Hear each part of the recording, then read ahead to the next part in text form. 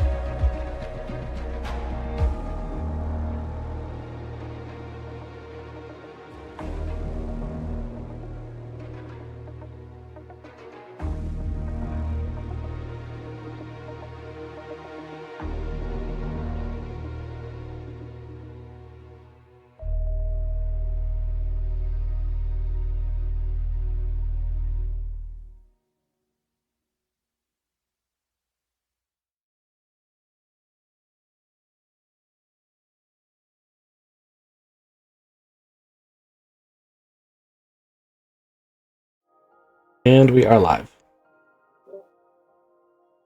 Welcome on in. It's Saturday night, and it's Florida Green, episode 7. We're calling this one Cobra, because maybe, finally, you guys will hunt down that sumbitch in the lake, that big old snake. Just a quick top of the top note. I heard recently that in Pulp Cthulhu, you guys should be running your characters like a stolen car. Don't be too attached that you're going to be like that crazy careful. You know, it's just go nuts. It's going to be okay. This is Pulp Cthulhu after all. All right, so that note out of the way. May I ask, GM, where you heard that from? Because it sounds to me like you're listening to podcasts of other players in their groups and trying to play like them instead of playing like us. Well, I did hear that in a different podcast. They are playing Pulp Cthulhu as well. And I just appreciated the sentiment. You know, we can roll other characters. You don't have to be so crazy careful. But, that out of the way, I'm not like driving you guys towards suicide or anything. You just, live fast, die young. Speaking of live fast, die young, we're going to go ahead and do our luck refresh. That way, that may or may not help you. I think somebody's way up there with their luck. But we'll get it out of the way because it is Pulp Cthulhu. And this is again, because we haven't played for a little while, this is when you roll that D100 percentile. Well, if you compare that result to your current luck score, and if the roll's higher than your current luck, you add 2d10 plus 10. Good old Pulp Cthulhu rules.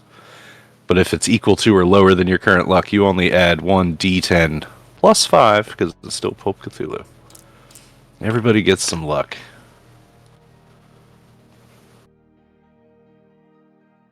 Got a 9 luck. That's great. Don't be afraid to spend that luck. Remember, you guys can push some rolls. Yeah, let's get into it. Anybody want to do the recap? I was thinking about doing a really big, long recap for the whole everything, but that's a lot. We've been playing for a while. What do you guys remember from just the last episode? I remember we set a barn on fire with a bunch of bad guys in it and a killdozer. I remember Mariah Carey. I was about to. Oh yeah, I was about to bring that up too. Mariah Carey and Jennifer Lopez. Jennifer. Yeah. Jennifer Lopez, the chicken. You guys were on the ranch last time, and yeah, you did find a killdozer and 3 rednecks working on that damn thing. No real idea what they were planning on doing with it yet, but a killdozer is a killdozer. And Archon, as Graham Eckert, lined up a really sweet sniper shot and took out like a tank, an acetylene tank that then kind of chain reacted and blew this whole barn up. That's true. Yeah, and you guys found Melissa and Jennifer Lopez, and I think you guys went to the alligator farm. That's cool. We did that. We went to the bar, Alligator Alley, I think it was. Oh, Alligator Alley's Alligator Alley's the bar, right? Mhm. Alligator Alley was the bar where you met the bartender Earl, and you found the cell phone of Sonia Harper. Sonia, of course, is related to the Hicks that were down at the ranch. And of course, the ranch is the place where Stephen Sharp, way back when, said that his master's lair was underneath the lake. So, yeah, that's why you guys are here. Anyway. So at the end of last episode, after the barn exploded, we made our way back to the plane. You guys slept for the night, and then in the morning, Marge met up with you guys and gave you a handy dandy heavy weapon to maybe make your troubles go away. An RPG with 3 rounds. And that's great. I'm not changing that. We're not going to take that away from you guys. Sorry, my dog went crazy. Let's say he just died. No, no. No, he's fine. But the night before you guys meet Marge, I want to slip some dream sequences in there.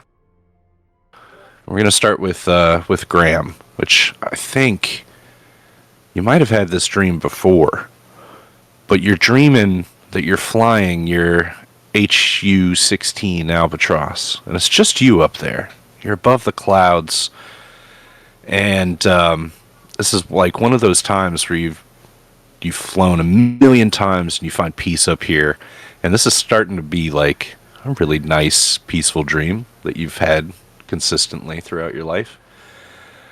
Except it starts to change slowly, where you like get hit with this smell in your dream that's very, very unpleasant. And these tiny snakes start pouring from every little nook and cranny of the plane. And I mean, it ends up being thousands of them that just slowly pile up. And you can either slam that plane into the ground as hard as you can, or you're just going to slowly get suffocated by these rising snakes that just come out of nowhere. And it terrifies you so much that you wake up in a cold sweat. Excuse me. Funny meta note. I can't smell when I dream. I mean, it's nothing to this character, but like, it's just a weird thing that is always like, I know other people can, like some people can see color and some people can't. I can see color. I can remember my dreams, but I cannot smell in my dreams for some reason. It's one of the reasons that I sometimes know I'm dreaming. Oh yeah, okay, I get you. I was watching this thing the other day. Yeah, anyway, we'll talk about it later. But it's about like how much your senses are tied to your dreams. Reused in your dreams. Yeah, it's pretty cool. Really cool. I don't think I've ever thought about it, but I don't think I could smell in my dreams either. That's weird because that's actually unusual. Because normally, what you smell in real life is what you smell in your dreams. It's a lot of the time it's like perfumes that you'd catch, or like when you were younger, like smell your mom's smell. Yeah. That kind of can linger in your dreams for a while. But if you're a sight-enabled person, that's your main sense, and that's what your brain is going to drive forward with dreams. But apparently, if you are like an individual that is blind or doesn't have very great eyesight, smell and hearing become like a main sense in your dreams too, which is pretty neat. Anyway, so that's a terrible dream. I'm gonna wake up in a cold sweat. I'm assuming everyone Yeah. else is still asleep, or are we still on rails for the cutscene? I don't want to cut you off if you're doing stuff. Well, I'm gonna do the other two dream sequences, but you're gonna wake up and you're gonna see that Kizik's character Gavin is also in a fitful, resting state. And Gavin, your dream is weird. You start out in the swamp, a familiar swamp to you. It's near S1E7. It's actually pretty close to Stella's house. But there's this dark silhouette, and you can see it against the backdrop of the swampy night sky. And this thing is towering. It's almost stationary. You can see that the little hairs, maybe their roots or some sort of growth, mold maybe, is all moving in the wind. But it just stares with these unblinking, glowing eyes. And as it's sitting there and you're looking at it, a smaller figure starts walking towards you from the silhouette. It just comes out of the darkness, and you recognize him immediately. It's your brother. And as he gets about halfway between you and this creature, your brother starts to talk to you, and he says, "He's collected me, Gavin. He's going to collect you too." And you hear this gravelly voice that's coming from this thing behind him. And he says, "You're beautiful songbirds that will sing for me and play for me." And you realize that you have the guitar in your hand all of a sudden. And you realize that, like, this isn't one of those lucid dreams that you can just magically make things happen. The guitar is here in your hand, and you just have this need to play for this thing in the swamp. And you know that he will have you forever. You will be his songbird. And you too will wake up in a cold sweat. Stella's going to have like the most normal dream to her. She's, a clairvoyant swamp witch. She's got these special powers that kind of tie her into things going on around her. And you'll have less of a fitful rest, Stella, but you're going to see something that's actually happened in the past. You're going to see a man sitting in a black town car, and he's on the wharf. It's a huge wharf, and you might recognize it. It's a massive city, and the skyline behind you is Tampa. So this is the wharf at Tampa. And there's this huge cargo ship in the port. And the name on the back of it is painted in white, and it says, "The Ebony Fire." And this town car's dark limo tinted glass comes down in the back, and you see this man. He's very imposing, clean shaven, very wealthy looking, slicked back hair with a kind of a natural part to it. He's older, probably in his 50s, and he's smoking this big old cigar, and he's watching these cargo containers being loaded up onto the Ebony Fire, the cargo ship. And he takes a big puff of his stogie, and he lets it out. He goes, "Driver, let's go." And the town car starts pulling away. And you get this feeling that whatever is in those cargo containers was here in Lake Wales and is now gone. And we'll start the morning not on rails. You just guys gotta wait for Marge to get here, which should be pretty soon. So do you guys want to just wait, or you guys want to pick this off with a breakfast conversation? Want to plan for the day?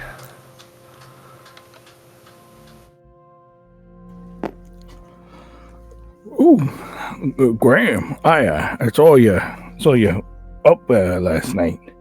you have a bad dream? Yeah, man. Really weird dream. It's snakes on a plane and not that funny. What about you? I saw you tossing. Yeah, I saw a big old swamp, like giant monster, and he said he was gonna collect me, and I was gonna be a songbird. Oh, and my brother was there too.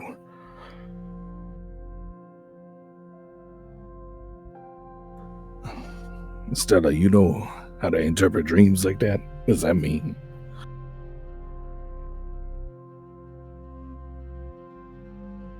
I mean, dreams can have many interpretations. It's not really one of my specialties, though. I think that's her way of telling us that she thinks that we're crazy.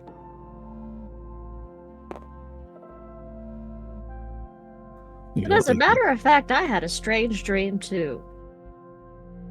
What was your strange dream? I was in Tampa Bay at the port.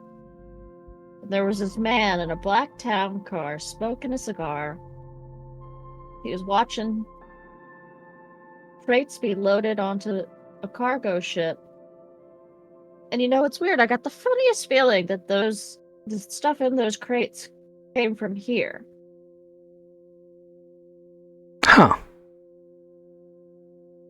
Did you get Weird, any details? Would you recognize the ship if you saw it? Probably. Did it have a name? It was called the Ebony Fire. You want to put some of those laptop skills to use and see if we can figure out if there's a ship named the Ebony Fire in Tampa Bay? Because I'm feeling like these dreams are a bit more than coincidence. It's a great idea. Your brain is firing really well for someone who slept so poorly. Caffeine. You guys are drinking coffee in the morning? He's got like one of those 16-ounce Red Bulls. Oh, I was like, you got a Keurig on the ship or on the plane? No, he probably does, right next to his refrigerator of Red Bull. Gives you wings. Help you go if you're going down. I like that he has a Keurig and it's not just like crappy instant coffee. That's what old Gavin's drinking. Eating. No, he's not even making a drink. He's just chewing it. I used to do that when I had to work night shifts. It sucked. Yeah, you just put it in your lip here, and it's just like chew. Oh, God. Yep, that's how you do it. And I got to tell you, it will keep you awake. It will also ruin your life. It's so nasty. So does Graham have like the sweet Colombian? Like, do you get it shipped in and then you just drink Red Bull anyway? I imagine that Graham is one of those people that like can only drink coffee if it's like got a ton of shit in it. So he's probably got a decent Keurig that has like the sweeter flavors, and then like he has an obscene amount of different like sweeteners and stuff attached to the Keurig. It's someone who drinks black coffee, walks up to it, is like, what the fuck? Why are you always drinking that frou coffee? It's okay. It's okay. It's okay, Gavin. You will have your own section of like the Nestle brand instant coffee. Oh man, if it come out of a can that isn't Folgers, it's not going in my body. Folgers then. In an actual can, because they don't actually make them in cans anymore. I pour it into a can for him. Yeah, that can's been filled up so many times. I'm looking out for my bestie. I use salt water every now and then to just swirl it around. Oh, it's perfect. That ooh is what he was looking for.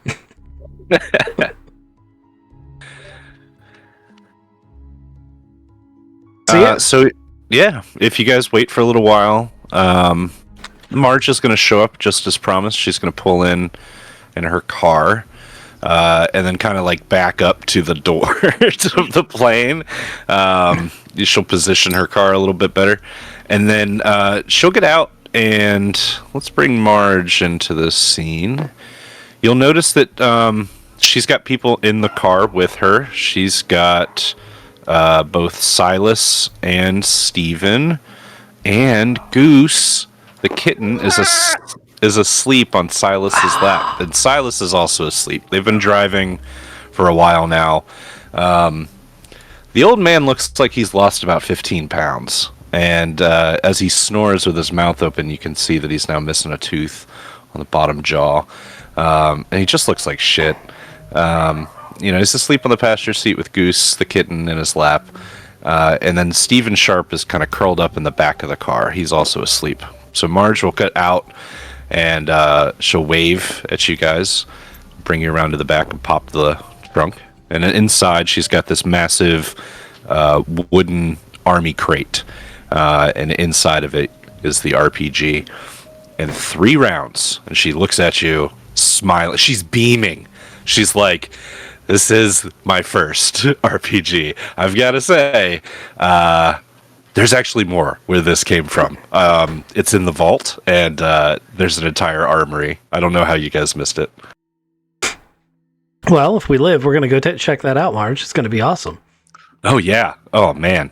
So, I didn't want to leave Steven alone, in the vault. And Silas, I couldn't leave alone with Steven, really. So, I'm sorry for bringing everybody, but...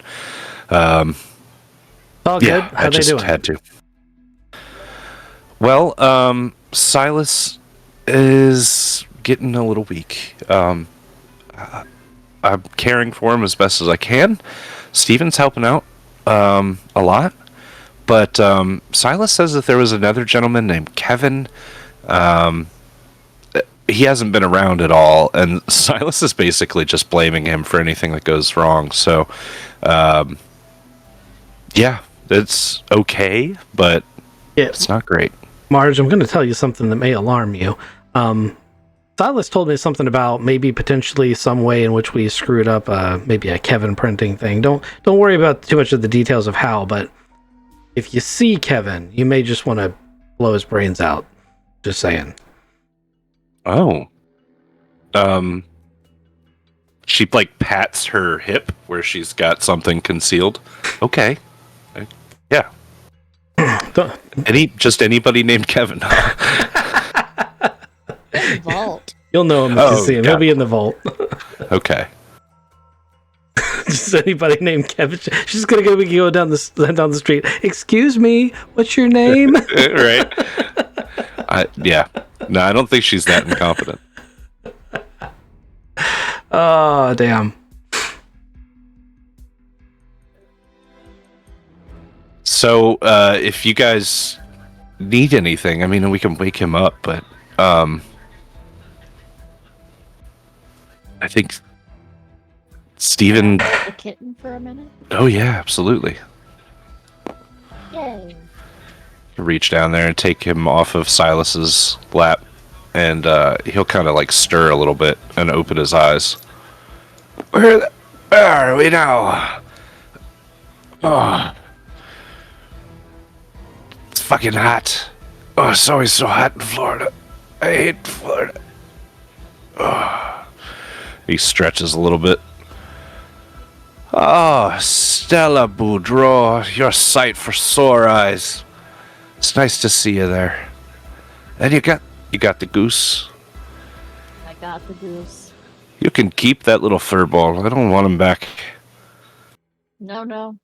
He's going with you. Oh, you don't want to do that, really. I just need you to hold on to him for me. This is no place for a kitten. What have you been doing then? There's no place for a kitten.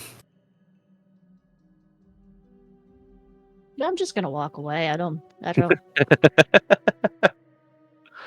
Just walk away with the cat. I thought for sure she was going to say, well, Marge just gave Graham an RPG.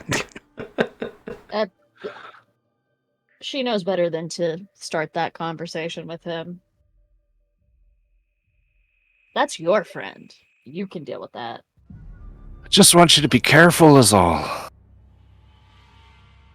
We're always careful, Silas, I say as I rack the round into the RPG.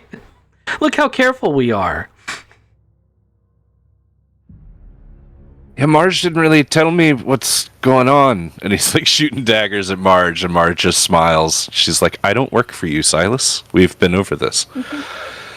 Yeah, you've been quick to tell me all the time. Have you taken your medicine and gotten your treatment, Silas? You said you were going to. Yeah, Marge's been nice and taking me. It's only been a couple of days, so. Well, good. You keep doing that. Get nice and strong. Also, I told Marge that if she saw Kevin, she may want to have to deal with that. We can start from scratch. Deal with what? Kevin. Yeah, Kevin. Have you seen him? No, you told me he's probably evil. If I saw him, we wouldn't have that problem anymore. Yeah. And he puts his finger to his nose. Yep. Oh, I get you. Right. Anyway, I'm gonna load these on the airplane. All right. Well, I guess. I need to pee something fierce, Marge. Do you mind? Can we stop somewhere? And Marge is like, yeah, Silas. Do you guys need anything else while I'm here? Kevin?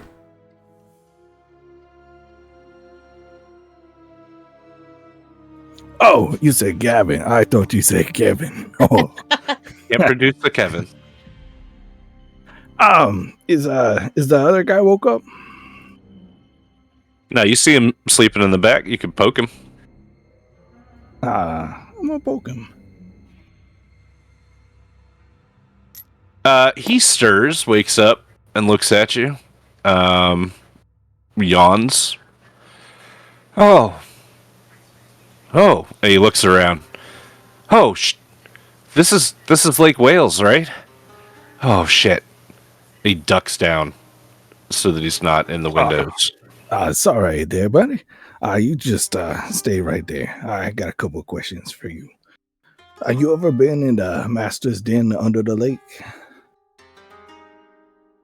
Yes. For years. Yeah, you said you had to take a bubble down. If I just swam down, is there a place where, is it an underground cave, or do we need to try to find a bubble ourselves? You can swim if you can swim that deep and hold your breath that long. You could make it, but there's it was built, right? There was construction down there, so there's all sorts of tunnels and stuff, and you might be able to get to it from the surface. Or he had priests and stuff visit him and bring him things, so yeah, they had to have a way in. Just never saw it. You go in that shack by the lake? There's a shack. No, there's a house. Oh, sorry. A big shack is a house. So sorry, I did the same. It's an old foundation house. Yeah, maybe there's a way in. All right. So I could swim down there, or we can look for some tunnels afterward. Because you think that they didn't bring the priest down through the bubble. No, I don't think so. That was really reserved for when Master and I were leaving and coming via the lake. All right. You've been very helpful again. I'll let you get out of here because you look a little scared. I just don't want anybody to see me here. It's fine. We got these windows pretty closed. And I close the door and I wave and smile at him. All right. Anybody else? I'm gonna hand back the kitty now. All right. You hand back Goose. And Marge says, call me if you need anything. Thanks, Marge. And Marge. and you hear like Silas at the last second, like as they're pulling away. I really have to pee. Like we have to go now. And they pull off. Sweet. At least we got a little bit of information out of that.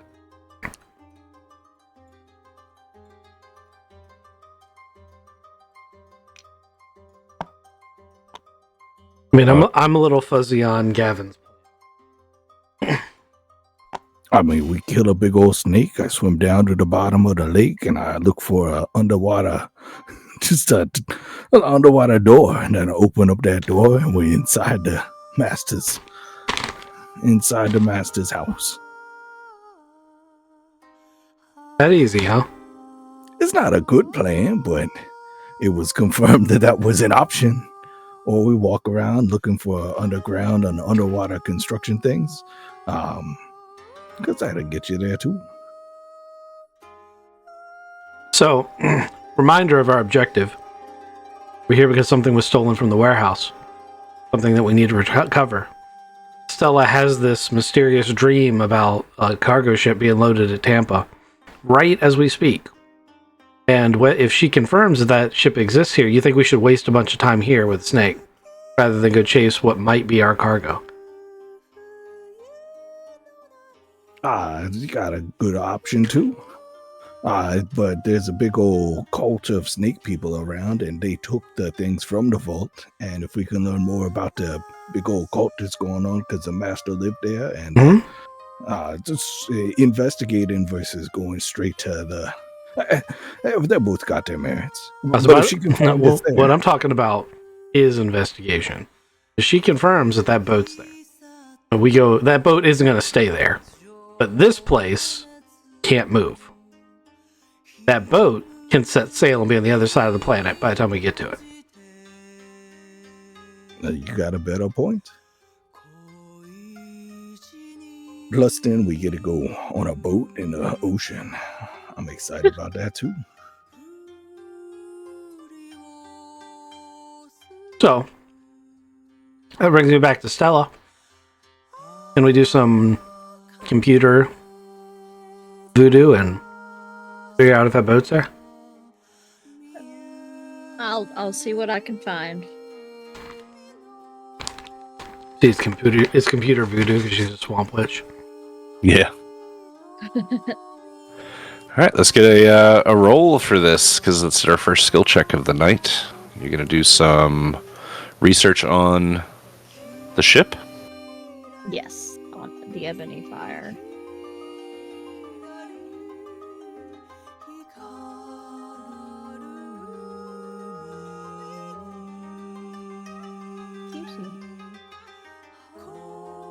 What is computer use? What did I just roll? A 7. Really Oh, well. Really well. Yeah. Oh, 7. She's like, oh my god, it's all a simulation. So you Google like what Tampa cargo ship. That brings you to Port Tampa Bay, which is a real website that lists a bunch of like information about the business of Port Tampa Bay. There isn't really anything about like what comes in and out as far as like ship names and things like that. But you can also Google the name Ebony Fire, the cargo ship, which this is not real life.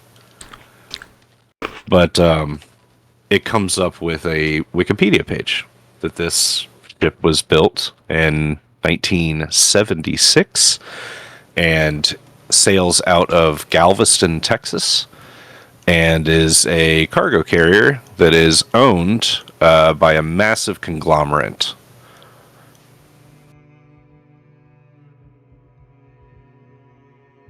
So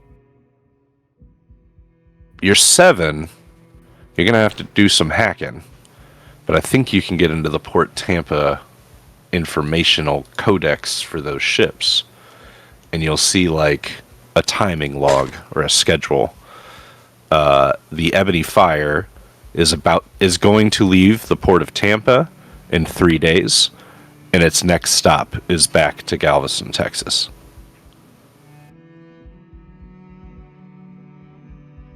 And I'm guessing that I'm conveying this information to the other two as I find it. I would assume that, yes. Okay.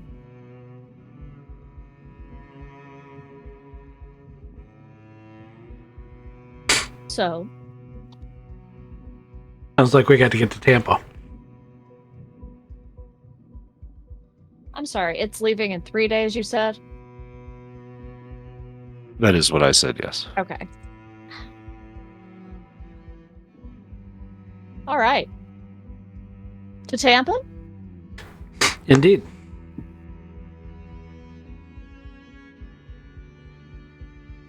I guess we got a big old ship. We can still use that RPG. You could have ridden back with Marge. You'll beat her back. You can't leave a plane here. That's true. Yeah, no, at an airport? Why would you do that?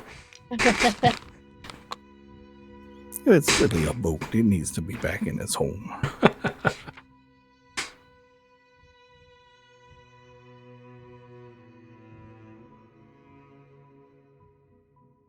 All right, let's do it. Alrighty. I did this to myself. Set all the stuff up here in Lake Wales, and then I put you guys on a timer. This is better for the story. It's gonna be okay. Alright. Oh my gosh. I'm trying to unlock you guys so that I can move you, and the plane, and the chicken. Come here, Jennifer Lopez. Alright, so we are going to redline travel back. But before we do, you guys are going to fly, of course, south over the ranch one more time. And I want spot hidden checks. Does one of you want to hang out the door with an RPG in case it decides to rear up its ugly head and try to shoot it from the plane? That seems like reckless enough for what the GM was asking. More than anything. All right, Gavin, get ready. I'll So Gavin's got the I'll door swoop in open. low. So give me the that spot hidden, please. Come on, Snake. Where you hiding? Oh, why do I got a mod one? Oh, that's not good at all. I see it. I don't see shit. I got an RPG and I'm looking for a snake. I got a hard success. Oh, that's good. I wasn't looking anyways. Those two are not there. Alright, so you're flying over the lake and you're looking hard. Your hard success allows you to see this scene. You're going to catch this circle and a bunch of ruts leaving or going to the lake from the road. Straight shot. Alright. Good spot hidden.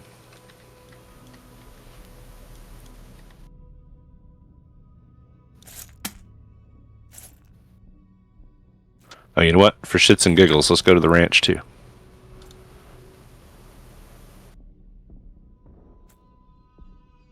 Things are a little bit different here.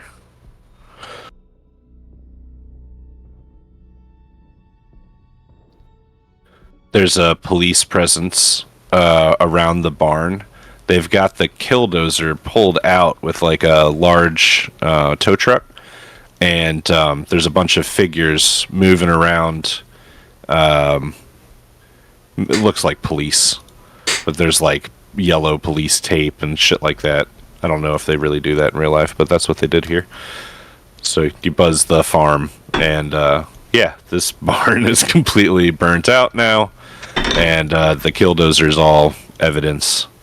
And there's a bunch of Yeah, see, we don't want to be firing Opposed. RPGs in their vicinities because that's really going to piss the police off. Show is. I've already got one detective on my kill list. You can't have any more. That'd Right? be bad. That's bad for business. You got to save your felonies when you really need them.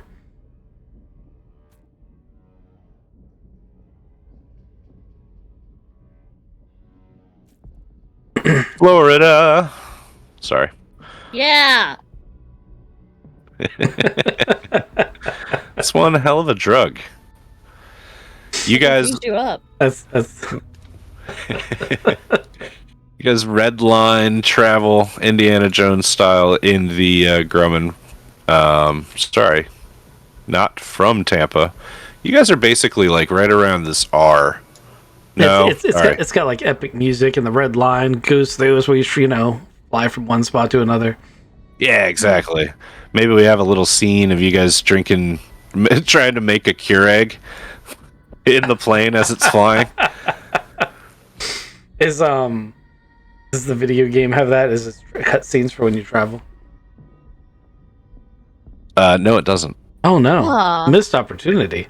It does have the red line travel, which is cool. Oh okay. And it's also, I don't want to spoil it, but you have a journal, right? And you open up the journal and it's got the map. And you can go back like to all the other places that you've been before, which is very handy. That's cool. You'll need it if you want to be a completionist. All right, sorry. So let's just build Florida real quick. Excuse me, sorry. Remember what we're fighting for here? Yeah, there's you guys started this whole thing in Whitewater Bay in the Everglades. And I mean, really, we're just trying to get our artifacts back. yeah, I mean that's true. That's true. Need the eyes and the heart of the snake. We need goo. I thought we got the goo. Did we get the goo? I think you might have made some goo with magic. I think we're still looking for the dragon heart. And a set of eyes like objects. But I think we found the spectral displacer. That's the goo gun we found. So I think we're still looking for items 77, 16, and 4209. If my notes are to Heart and be eyes. yes, if my notes are to be believed, which they are at least 50% of the time. I mistimed this, I think. My my original video had this port. But it was at nighttime and it was on fire. Let's see how close I get. We got an RPG. It's not That's true. nighttime yet. That sounds like a challenge. Nighttime is always on the horizon. So That's true, especially when you're flying. Speaking of flying, you guys, as you come into Tampa, you're gonna land at Tampa's got 3 airports, or I guess you could really land with permission anywhere on the water. yeah, I was gonna say Tampa's too far from our home port to be as us to land at home and then drive in. So I'm guessing with a flying boat, you're probably going to want to land on a small dock. You'd probably land somewhere in the bay and then dock where boats dock. It's the easiest way. Yeah, it's just the easiest way. So, what do you guys think? Oh, where's the harbor with the boat? I am trying to pinpoint it right now, but it's Because I would actually in an ideal right. world, to land somewhere There. that has access to it, we could rent a small boat and then come in from the water, but not actually park our flying boat in the harbor. Sorry, can you point it again? There, okay. Right next to the general hospital. Just one more arrow? No, just kidding. Did you get it? That's right about there. Okay. There's a Port Tampa City, and I was like, surely that's where we're going. So I it's zoomed into the wrong part of the map. it's basically this entire like peninsula, like here. This is very much the shipping capital of Tampa when you're talking about boats and shit. But the Ebony Fire is right around in here. They've got the Tampa General Hospital. It's one ping to live. You only get one ping. What other soap operas can Ooh, that music is not appropriate.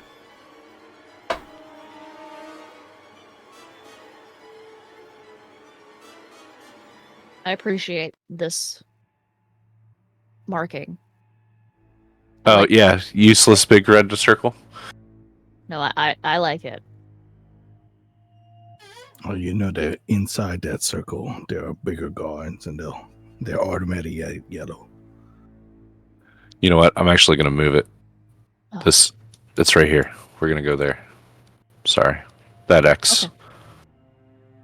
It's a better map. I feel like I like that spot better. I don't know. The scene in the cutscene where it's on fire looks more like it's in a canal. Yeah. This is also kind of in a canal. Oh yeah, no, you're right. If you flip it 180 degrees, that is how. Yeah, no, you're right. That works. This should be the right spot. I found it way earlier. It was like months ago. So Now we're going to land where? I want to land somewhere outside of the built-up area, but at a dock that is both public and commercialized enough that we can get fuel and rent a boat. give me a luck roll. Oh shit! All right, don't ask me twice now. I know, right? I didn't get a full 99 this time, so chance What do you have? 98. I also rolled a 6 on my luck, so Nice. Okay. So yeah, you find that. How close do you want it to be to your final destination? what do you guys think? Because I was actually thinking all the way over here, so it's like super out of the way, and then taking a boat across the bay. Yeah, like a fishing boat, and we can. Oh, I love it.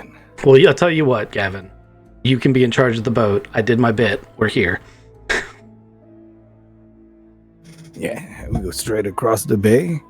Then when we can, so in the big ships, like there's good catching right around the edge of those, and we can just be a couple of fishermen looking around for a good call.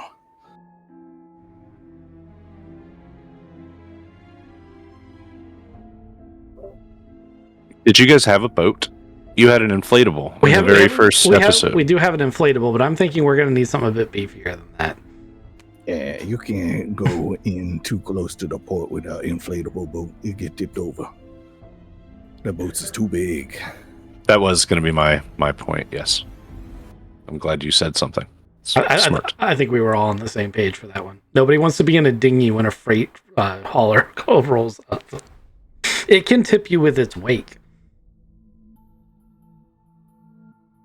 Or, sink the bridge you're on.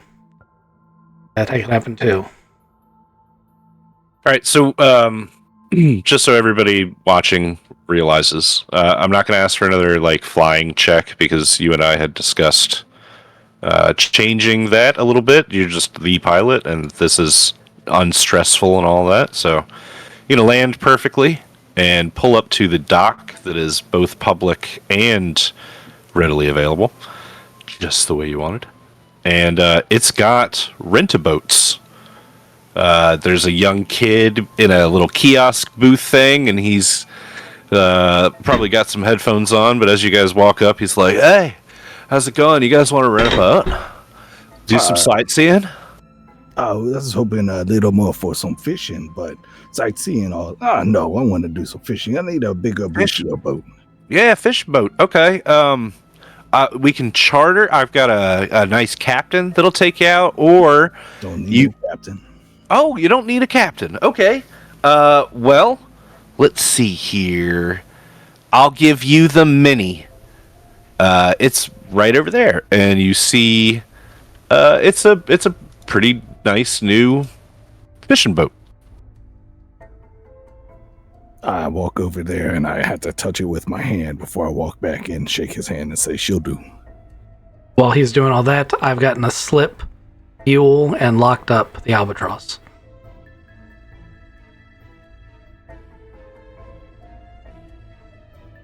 All right, excellent. Stella, do you want to do anything while you're still on land?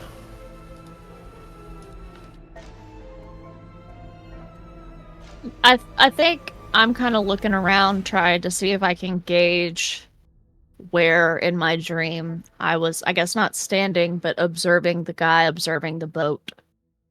And I probably won't really get close to that until we get across the... What is this? A whatever this body of water is called. Hillsborough Bay. A bay. Hillsborough right Bay. there.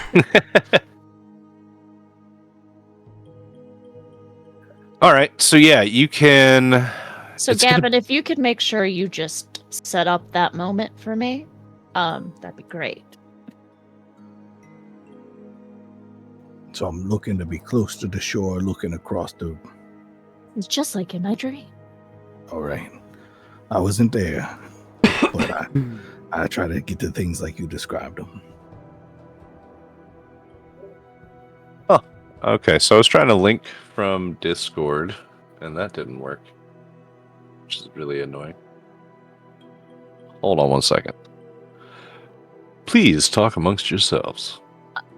I'll see Stella standing at the end of the pier, trying to put the scene together, and after I do the slip and everything, get everything set up, I'll walk up and hand her a set of binoculars from my pack. Like, you need a closer look? Now, when when I was doing all that Googling and hacking, surely I landed on the exact location of where the Ebony Fire will be docked. Or is docked, rather. Yes, 100%. Okay. So you think it's over there? Yes, I do. And I have also told Gavin where that will be. Oh, he's too busy trying to buy a And boat. probably Graham. It's not like a secret. Oh, man, she's a beaut, too. Oh, they have twin engines in the back. Oh, man. We're going to have to work really hard to not let him stop in the middle of the bay and fish. I don't think we're going to be able to stop him from fishing, but the middle of the bay part, we should probably stop him from doing. Let's try to get eyes on what we're looking at, and then we'll let him fish while we do a little bit of observation. Because the man's going to fish. You know him, right? Yeah.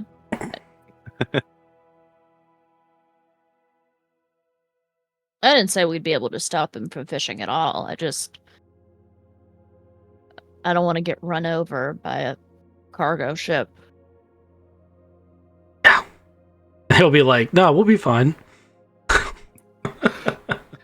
I'll step out of it. How many tubs of chum do you need? Oh, no, just one more. An even dozen will help us. Taking buckets of chum. Nice. All right, one last thing. Sorry about this. Sorry about the wait. All right, cool. A giant snake pops out of the water and attacks the pier. Nah, it's nothing like that. So, You got You enough guys- radar domes? Holy shit. it's, yeah, there's something going on that ship. Compensation. It's a motor yacht. So, who's captaining the fishing vessel? I already know the answer to this question. Really Gavin's hand is up and he's kind of hopping back and forth. How can you fish and pilot? I mean, that's what trawling's for. They got the little things. You throw them over the back and you just start going. Are you gonna trawl? Drive a boat. I mean, I wasn't privy to their conversation that said we don't want to fish in the middle of the bay, but I trawl a little bit as we was driving over there. All right, give me a boat roll, your pilot boat roll. I know you got one. Pilot. This is basically, I just want to see how inconspicuous you can stay. Very inconspicuous. Very inconspicuous. You meld with all of the passing by fishing vessels, and you obey all of the maritime laws as you come into the Tampa port. The Tampa Port Authority boats are around. There's also some tugs, but as we come in, we are going to zoom in here with our fishing vessel, the Ebony Fire, and this mysterious yacht over. Hold on.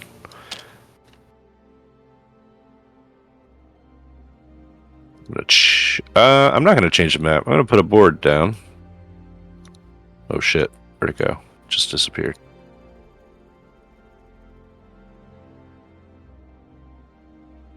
Is boat piloting a pulp talent? It's a piloting thing. You can, just like with aircraft, I'm pilot aircraft. I had to type aircraft in. Where I typed aircraft in, he typed boat in. Boat pilot. Boat pilot. Boat. That's a big butt. And you cannot lie. I'm gonna touch it. You other snakes can't deny. I touched the butt.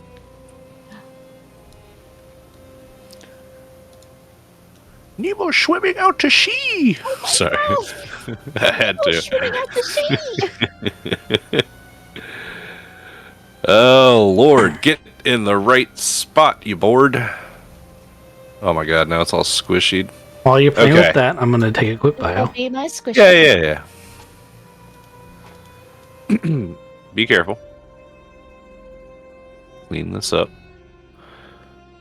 I really thought I'd get you under the lake tonight, and then I messed up my wording, and you guys were like, "We gotta go now," and that's okay. We're just trying to figure out how we can acquire a sub. Oh yeah, submarine. That makes sense. Do do do do do do. All right, those cranes are kind of hanging over it. I thought that said the MSC Goldblum. That's a real ship. That's not AI. I found that on Google.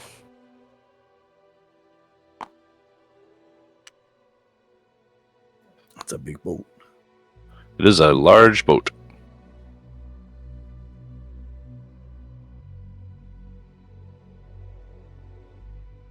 Did you get the yacht on AI? Yes, the AI yacht is obvious AI. But I was like, I don't want the AI to just fuck up cargo containers. So I was like, this is a butt. The normal ass, big ass cargo ship. All right, and our inconspicuous fishing vessel. Also, Gavin takes maritime law very serious. You are obeying all of the rules. I'm yelling at the boats that are going too fast. Slow down with that jet ski. Oh my god, a jet ski in a commercial shipping port. It's Tampa, you know they're there. Oh yeah, 100%. And the guy riding it is drunk. I want to roll for him real quick. Let's have that scene. Oh, I love that. All right. So, Mr. Drunk, jet ski guy. This is the dice I want. High low, he's wearing jorts. Oh my god, he rolled a 9. And a t-shirt with cut-off sleeves. Oh, perfect backflip off the wake. He did! Oh my god, he's drunk as hell, but he managed to do it. And he didn't spill his beer. Oh, he's holding a beer the whole time? Why are we talking about my cousin Brian? He doesn't even have a life jacket on. We were watching this redneck with no life jacket and a jet ski just backflip off the wake of one of these cargo ships as it's passing through. He was amazing. He's wearing like those mirrored sunglasses. Of course. And a backwards hat. And they stay on. Face is sunburned. Yeah. He goes in the water and comes out, and it's all still on. All right, so to answer Stella's question from about 15 minutes ago, she had asked where the fuck the car would have been parked with the man inside of it smoking the cigar. And there's no, like, hills in Florida, right? But this railroad track is lower than this up here. And the car would have been sitting along this road, watching as the cranes filled this, the Ebony Fire, the ship. So, wow. So I didn't think that was a train yard. I thought that was a cargo yard. I thought those were cargo containers stacked up. I did too. These are, but they come off of this rail. Off the train, okay. Yeah, there's a rail track through here, taking everything to land if they needed to, or just Gotcha. All right, so that's like an overpass all the way to the left. Yes. Well, it's up higher. Yes. Looks like an off ramp onto the road into the shipping yard. Correct. Yeah, this is the way that a car would come in.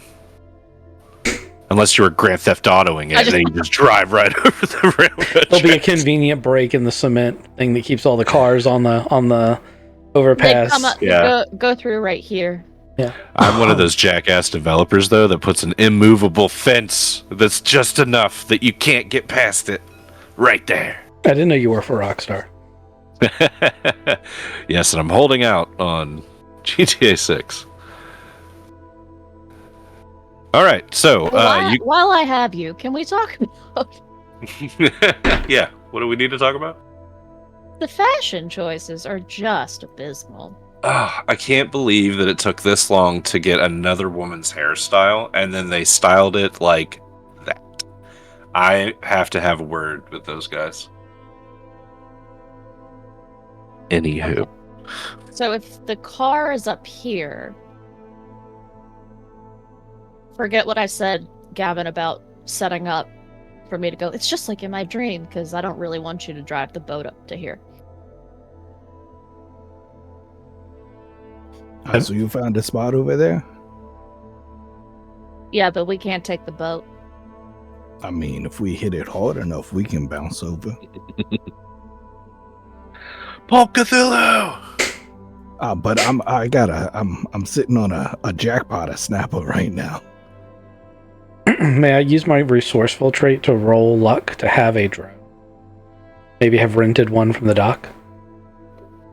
So your resourceful is that you lose a amount of luck, right? Yeah. And then you just have it. You spend 10 luck and then you have it, yeah.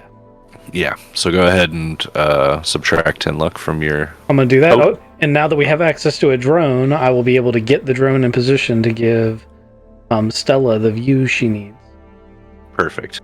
Oh, thank you.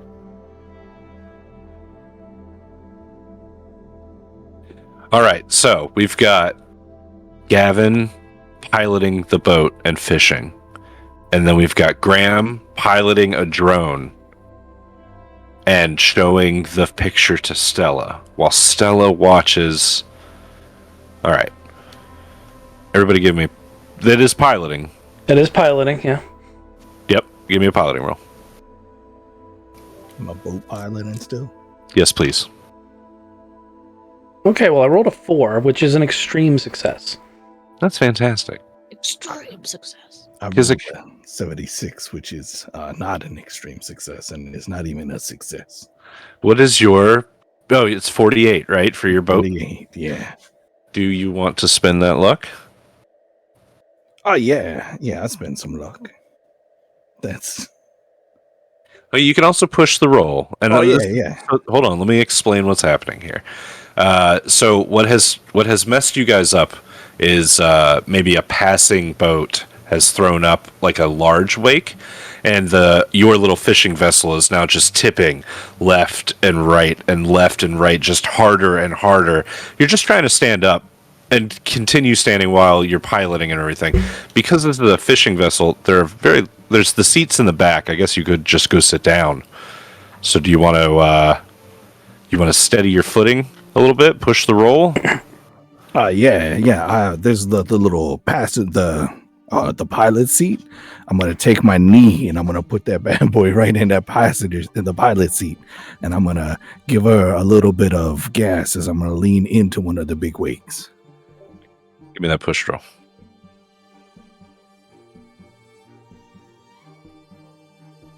Oh, that's not any better. I love this Pulp Cthulhu stuff.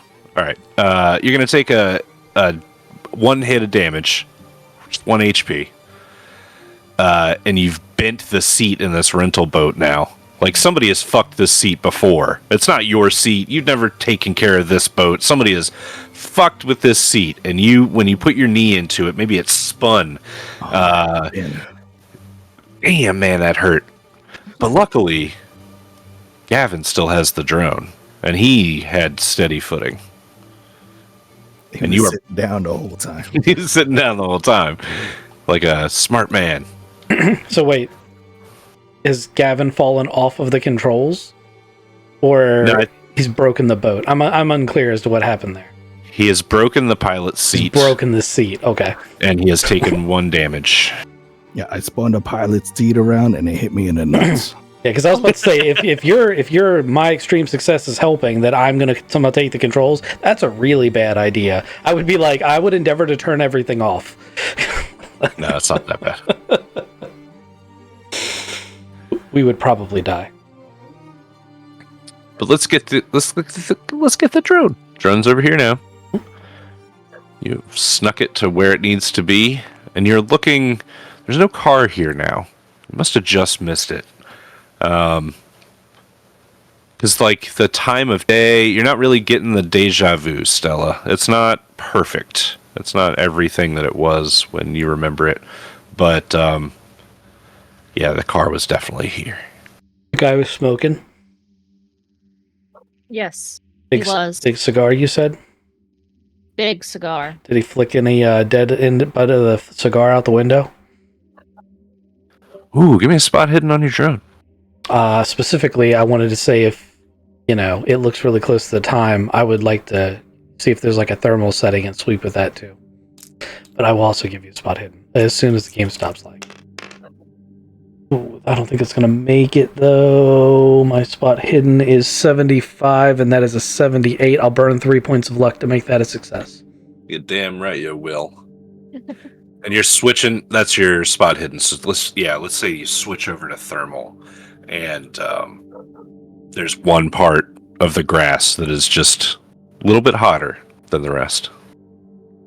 So I try to get the drone so you can see the cigar, and I'm like, that is that the cigar?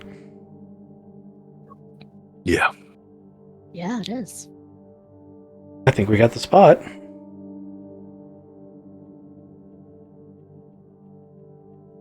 Well, if we just missed him and the little cigar butt's still burning, surely we could do a 360 on the drone and find it.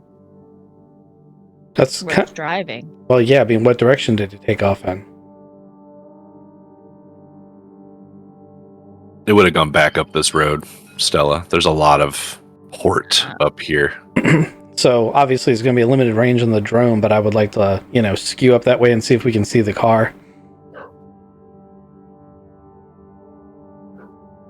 All right, so you maybe like get altitude. You gain altitude to kind of pan the camera around, and you're looking for a dark, like town car, a sedan, tinted windows. I mean, in a port like this, that should stand out, right? Yeah. Go ahead and give me another spot hit. How about Allie does one spot hit? Yeah, Allie's looking at the screen too. She's seen the car.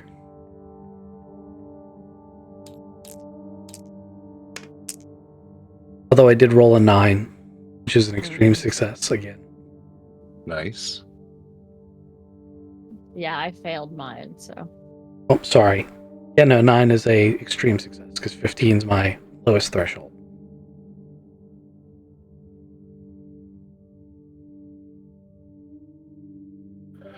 So just north of you, I'm gonna have to move the map a bunch, but just north of you is I think it's a solar farm or some sort of water treatment plant. And then like the road kind of keeps going further and further north away from like the industrial area. There's a Taylor Perry warehouse that's still on the water, and there's a huge parking lot. There's tons of cars there, but you're under the impression that this guy is leaving. So you keep following the main road, and you see him just getting on Highway 41, or it's South 20th Street in Tampa. So he's just past the Tampa Port Authority. I'm going to bring this up. Let's see if I can catch this Google image as quickly as I can.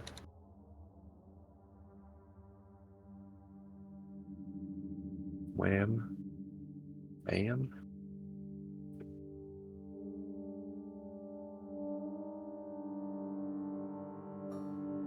Just double that up real quick.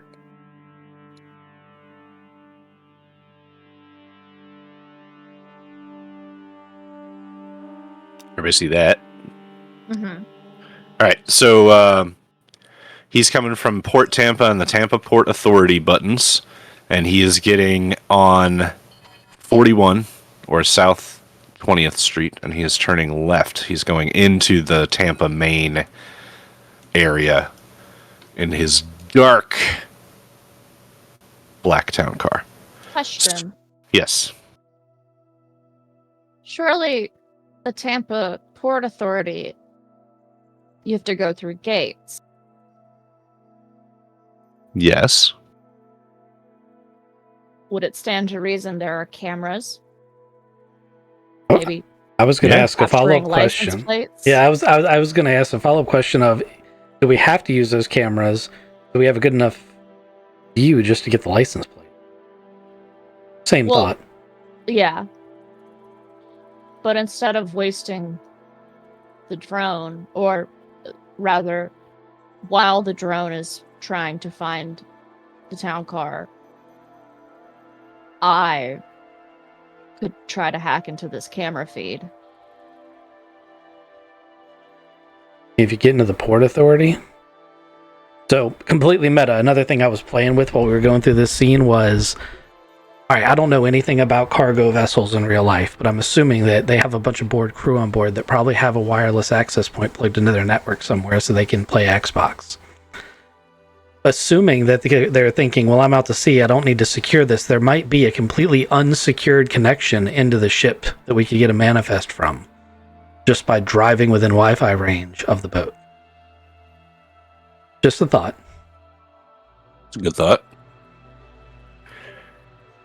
As a DM, I have a suggestion. We take this and we go into a chase scene where Graham and Gavin both pilot, and Stella Operates the camera. can operate a camera and just try to stay ahead of it on the and try to like maybe figure out where they're going, or I'm trying to think of some other way. I love this idea because this has Gavin bringing this fishing boat down like... Yeah, so he's screaming like along the water while you guys are screaming along in the air trying to keep up with him in the drone. And eventually you guys could meet up because he's going to go, like I know where he's going, and you guys could meet up along the river if everything goes well, which would be pretty cool. Yeah, I think this is what we can do. But I got to think of something that, Stella, do you think of anything that you want to do? If you get close enough on the boat, maybe you could reach out with your mind and try to kill the driver while he's driving. Oh, Jesus. Well, okay. Pulp Cthulhu, guys. Pulp. I mean, that sounds more like Murder Hobo Cthulhu.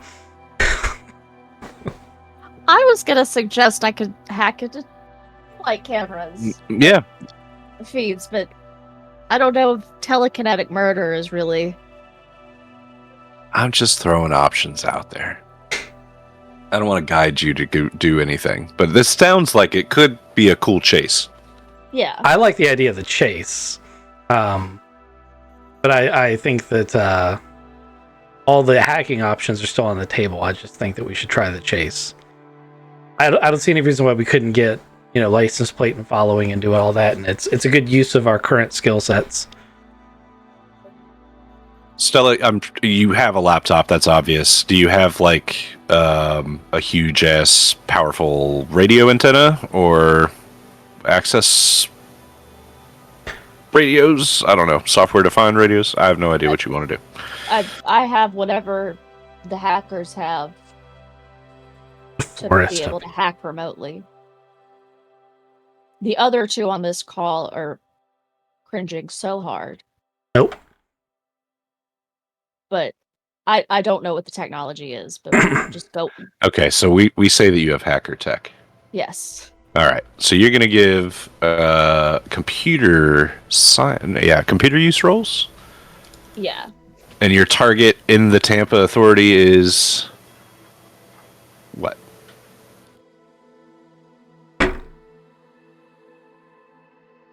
So I guess I'm hacking into the cameras at the Port Authority gate to see if I can't get the plate of the car. Okay. And then I guess I'm hacking to see who the car is registered to, which is the DMV, or whatever they call it in Florida. Probably they call it the Florida DMV. Florida car, people. Well, they call it something different in Maryland, so I just don't want to assume.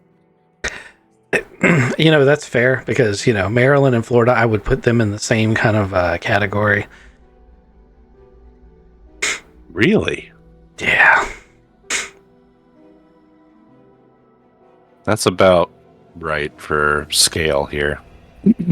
Okay, so let's just keep moving maps. This tree! What is this tree doing up here? Dude, this forest. Did you not see this thing? I was on the stream, hiding my camera in it. I'm in the forest in the sky. What the fuck? Get out of here, trees. You shouldn't be there. What are you doing? This game. That was my home. Oh, sorry. Bye, trees. Goodbye, trees. That's Fern Gully. It's bringing back some terrible memories. My name is Batty. The logic is erratic. Okay, so we're going to kick this off with 2 piloting checks and a computer use. And to play completely fair over here, I'm also going to give a drive roll to my driver. No, they're going to careen into a telephone pole, and James going to be like, never mind about playing fair. Nah, he's good. Oof. I'm good too. I fumbled that roll. Sure did. I can't even fix it with luck. I got a 94. I would like to push the roll. So let's say, if with the GM's approval, there are power lines, and I realize way too late that there are power lines. So I decide the only thing I can do is go under the lines and into traffic. All right, push the roll. Push the roll. I may be ending this chase scene in the first roll. I pass. It is excellent. It is not a hard success, but it is a success. Well, and then what'd you get, Stella? I got 100. Yeah. Yeah. This dice roller is not on my side. We were doing so good. I could use all of my luck. Well, or you could push the roll. No, this is a fumble. Ooh. Yeah. It's such a hard fail, I feel like. I can't come back from that. You open up your laptop and you realize that it must have been just hogging resources since the last time you've used it, and now your battery's charge it. Yeah, battery's dead. I'll give you an out. You have the cord, and if somewhere on this boat you might be able to get an inverter or something, you could get your power back on. But right now your laptop is just dead. As far as fumbles go, that's not bad. We're going to move our drone because we're going to move our drone. And I'm going to put a car on the map. That would make more sense, wouldn't it? We have a target to chase. Let me get a black. So while we're chasing this car, we just aren't noticing the license plate at all. Like I couldn't write it down on my arm for later. You could totally get that. Yep. I'll allow that. 100%. Do you want me to make up a license plate? Yeah. It's 5NAK3.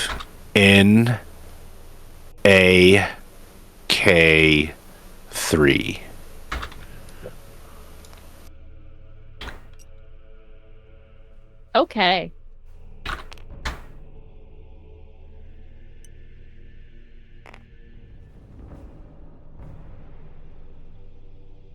Black car. Question: What skill is our use of Marge and her research ability?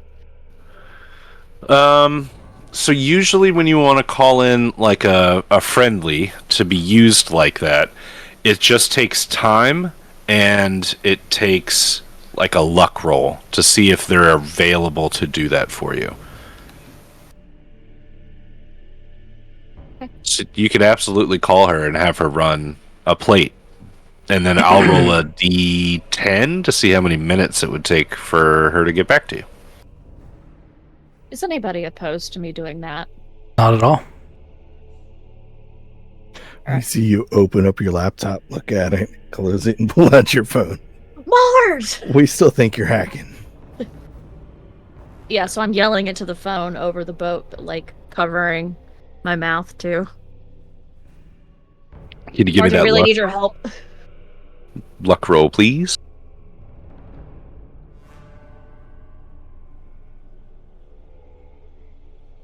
Oh, What is happening? that is tough. A 91 on a... What's your luck? 83. That's not too far apart, but that's rough. All right, so maybe you call Marge, and she's like, "I just got Silas home. I'm putting him to bed. Let me call you back in a couple minutes." And you're just like, If it makes you Shanks. feel any better, Allie, I've burned 28 luck so far, just basically during this scene. That's I the was way really it tempted is. to burn all of my luck on that computer use roll, but is the chicken in the boat with us? Yes. I don't have a move for that. I'm just curious. All right, so we need to get. Let's see, we got Gavin. Gavin moves up. Let's put him here. Did That was Gavin? an excellent. Well, I'm sorry. Did he roll his already? Yeah, Gavin passed. Okay, Yeah, I you passed this, by the way. was gonna Must say, be nice. right. Can we? Because I've noticed that this looks like it becomes like, are we coming up here?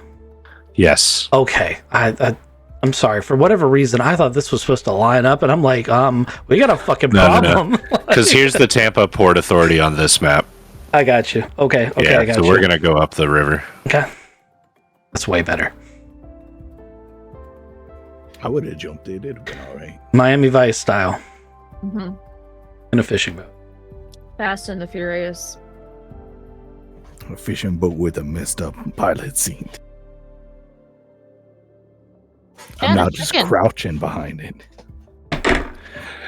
All right, so for my guy's turn, I'm leaving this map, and because it's an actual chase, we're gonna give chase here.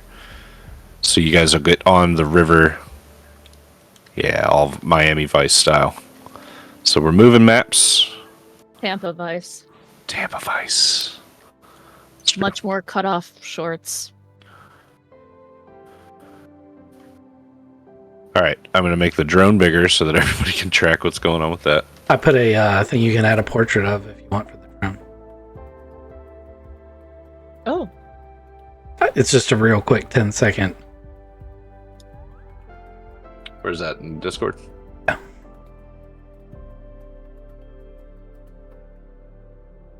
Oh, Aha! Allie has subscribed to Tier 1 for 7 months. Currently on a 7-month streak. Hi, Allie! Hi, fly. Wow. A Yeah. 7-monther. I guess you could say things were getting pretty serious. I'd say. Yeah, I'd say. I think I have said, actually. Oh, man, this thing's on a slant. Look, I can't be perfect. All right. Can't do it. Damn it. That's the wrong fucking thing, too. Custom. Browse local files. I have 1,000,000 files. Oh, I saw it, and then I clicked off of it. It's okay, guys. I'm an expert. I've got 2,000 hours into this game. Right? That's how I feel sometimes when we're doing stuff. I'm like, oh, God, I've only been doing this for a decade. You think I'd fucking know how to play Tabletop Simulator? Right? I feel like a good portion of those hours are just fighting with the game. That's true. Yes, that's true. Yeah. Oh, you can try and make him one thing? Yeah, do it. Do it. Oh, of course I am. Do it. Oh, it's slanted in such a weird way now, but I like it. That's how the drones fly. Oh man, Yeah. when I press the Alt button, it only shows me the pen. Aw. If you look real close, there's a line at the top. Oh, yeah, that's true. Yeah, if you look real close, you can see that there's only 3 blades on that drone. You lost the other one going under the power line. Right? There's a way to change his space. Anyway, it doesn't fucking matter. Yeah. Doesn't matter. It's all good. Doesn't matter. All right, so we've got a drone flying. We've got a car driving. We've got a boat racing down this river. And a partridge and a pear tree. It's getting to that time, too. All right, everybody give me your next set of rolls. So if you want to continue contacting Marge, it's going to be another luck roll. But if you want to maybe try to find a plug for the computer, we can go back to a computer roll. If you guys don't want to roll pilots for some reason, we can figure out something else. But I'm asking for a piloting roll, I guess. Yeah, I mean, Graham's all about it. Rolls in with that, it's supposed to be 38, but it keeps telling me it's 8. That's incorrect. Why are you not? Oh shit, now I've moved it. Oh well, camera saw it was 38. Which is, very, very good success. Let me see how good of a success. Nope, it's just regular success. But I want to point out that while Graham is doing this, he's like really intently looking at the monitor, and you hear him mumble something about it's too close for missiles to switch to guns.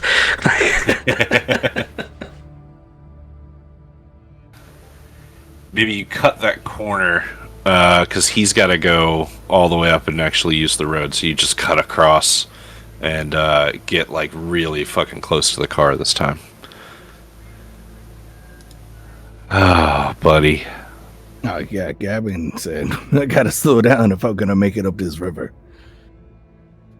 Yeah, maybe there's a bunch of boat traffic that you're going to have to dodge out of the way of here. Do you want to push this roll with you got a 95 out of 48. Yeah, that's not very good. So, I don't know if you want to spend that luck, but you want to push the roll? Yeah, I'd like to push the roll. So I know that there's a river coming into a bay, so there's a lot of currents going on there, and most people slow down and go around them. I know exactly where that current is, and we're going to bounce a little bit in the air, but we're going to get through it as fast as possible. And we fucking do it! Oh, wow, with a 6. I want to say that Gavin is so happy. Turns around, but, Graham is like just embedded in his remote. Nobody saw it. You scream up this river, dodging the local traffic. And maybe even you're ahead of the car at this point.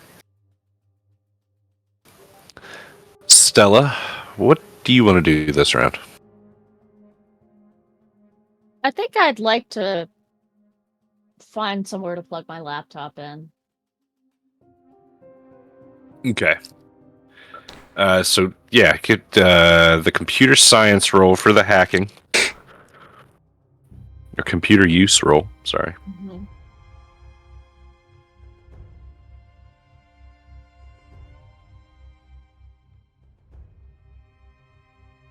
Just kidding. Can't find it. Not a plug on this boat. I could have told you that. You We're got gonna to get a cigarette charger. Yeah, Also, we're gonna. Did you see me get air? I did, and that was very sweet.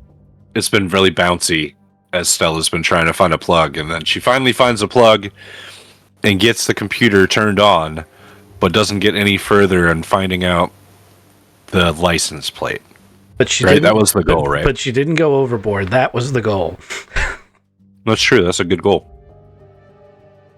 Because as soon as she said, I'm going to go find a place to plug in my laptop, I'm like, oh my God, freaking Gavin's up here like jumping wake, like catching air in the boat. And she's undoing her seatbelts. And Graham's not paying any attention. It could have been bad. Turn around for a high five and there's just nobody on board. Yeah, like, where'd she go? Or you turn around for a high five and you're on top, the top deck, and she's like eye level with you for a second. And then... Psh. Oh, just a high five and it's perfect and she disappears. We laugh because it didn't happen. It'd be fun, though. It would be fun. My driver got a 69. Woohoo! Nice. NPCs can't crit, they're not people. He does continue driving, though.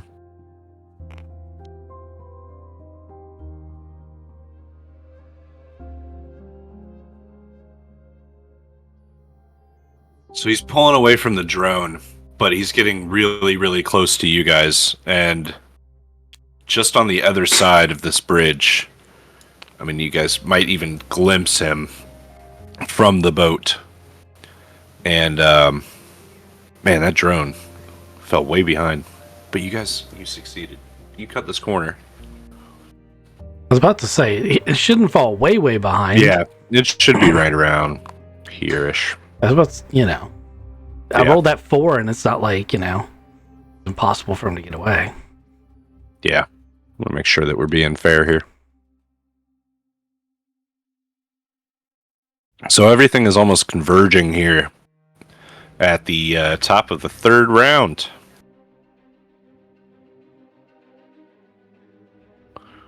All right, so do we want another computer use? And we're still chasing the car with the drone and the boat.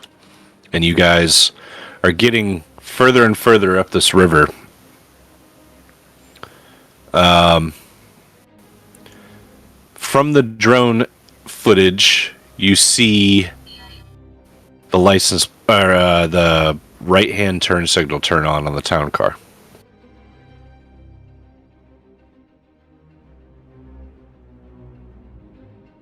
And the car starts to slow down and begin taking a right on 41.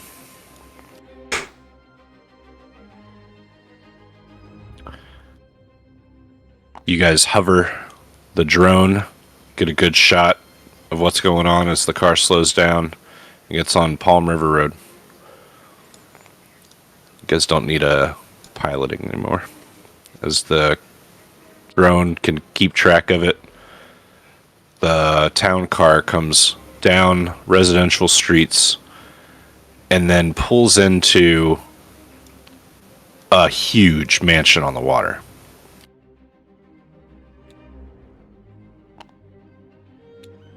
Drone hovers, watching as the older man that Stella saw in her dream gets out of the back of the town car. Doesn't wait for the driver to get out and let him out. He just gets out of the fucking car, like before it's even parked. And he struts his way across the, shell gravel driveway, because it's fucking Tampa, Florida, and up the mansion steps and into the front door, which is big double doors on the front of this house. And so the drone hovers a little bit. What do you guys want to do? Discuss it amongst yourselves while I pull this house up. And I'd like to Waz Hellfire and then go ahead and launch a laser guided Hellfire onto the building, exploding it into millions of little pieces, but I don't think it's that kind of drone. No. I'm slowly doing a 3-point turn to zoom away real fast. I'm gonna slow down a little bit because this is where the guy's stopping. Can I use Wait. thermal to see how many people are in the house? Sure, but could you also get me the address? Well, Yes. Yeah, I mean, that should be pretty easy. The drone should know where it's at. Perfect. Sunday soon. You're going to be able to use your computer again? Mm-hmm. It's over for this guy. He's going to turn out to be a good guy, you know. Oop. Oh no, my drone! I don't know. Don't know why that happened. He shot it out the air. Looks like it got taken down by a big Tootsie Pop. I feel like I've seen this house somewhere before.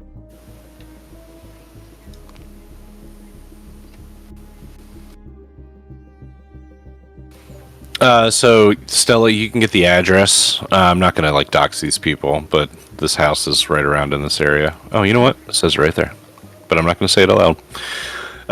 So this house is there. I told you about the driveway and the cars here in the driveway. Yeah, And, there's a guy outside. and we know what street we're on, so we have the full address. Yes. So where do you want to look that address up? I'm just gonna Google it at this point, because I apparently can't on my phone. Okay.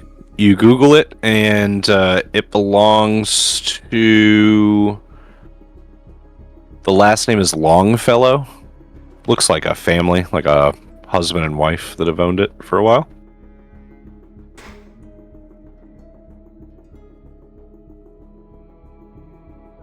It was last bought 4 years ago. There's a Zillow price. It's very expensive. As the boat comes to a stop, Gavin's gonna walk back and he's gonna pop open one of the panels and say, "Hey, this is a new boat. It's got a USB charger right here."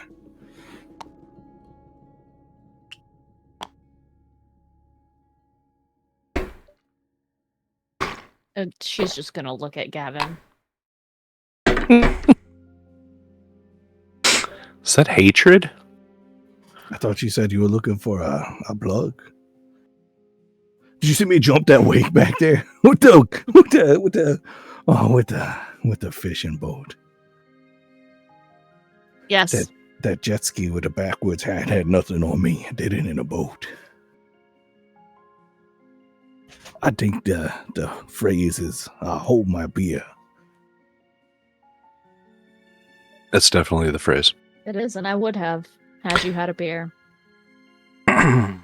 This is why you couldn't have taken Moose with you. With Gavin, it would have been Too dangerous. Here, hold my beer bottle, because it would have already been empty.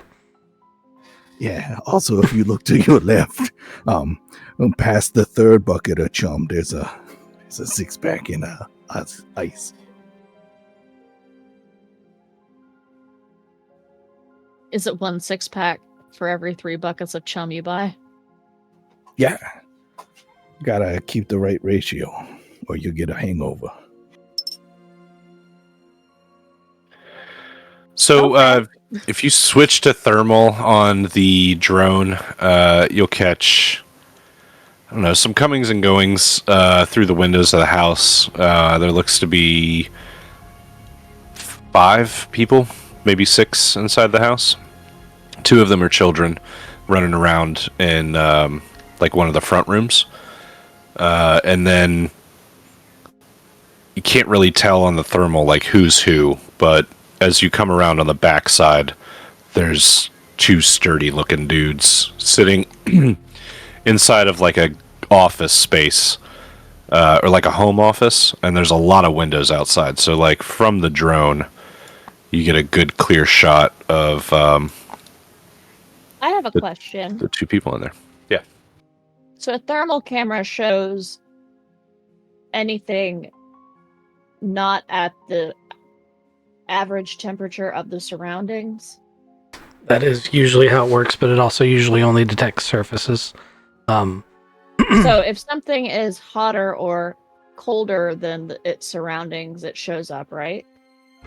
Yes, Yeah. but it's usually not used for seeing through walls. Like in the movies it is, but not in real life.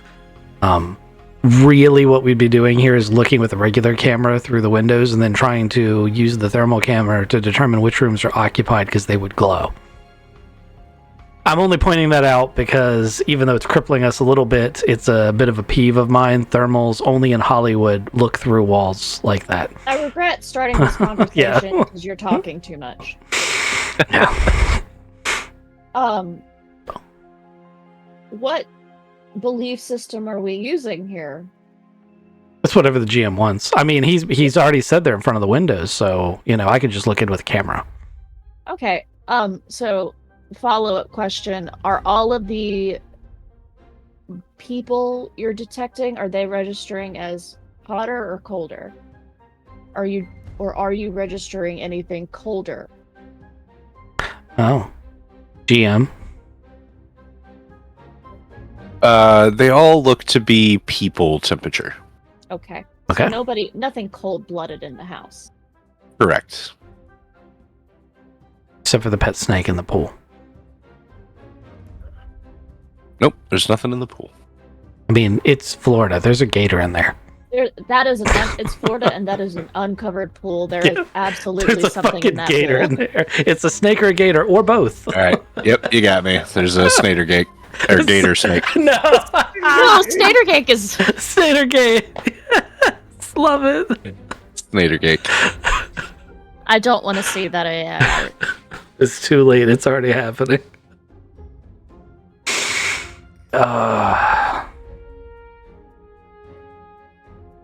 Anyway, I did my recon. I feel pretty good. How did you say? Said 5 people? Yeah, there's 5 people in the house. The house is huge, so like it's multiple stories. 3. There's 3 stories to this thing. I was trying to get a better image for you guys, which I have done because you guys are on the back side. And then I gotta post it in here. We're getting there. I really would love to call Marge again or try to use my laptop. You can absolutely do that now.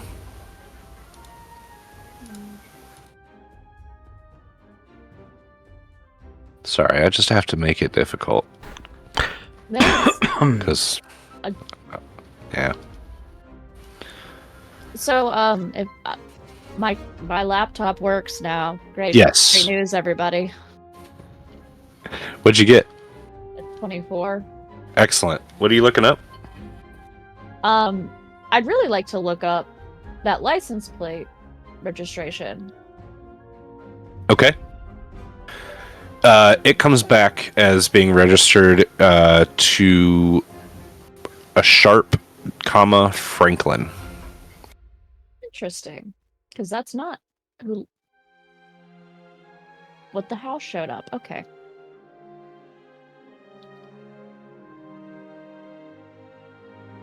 Sharp was both Gavin's last name and the name of the family we've been working with, or working against, I suppose, of. So this could be the dad.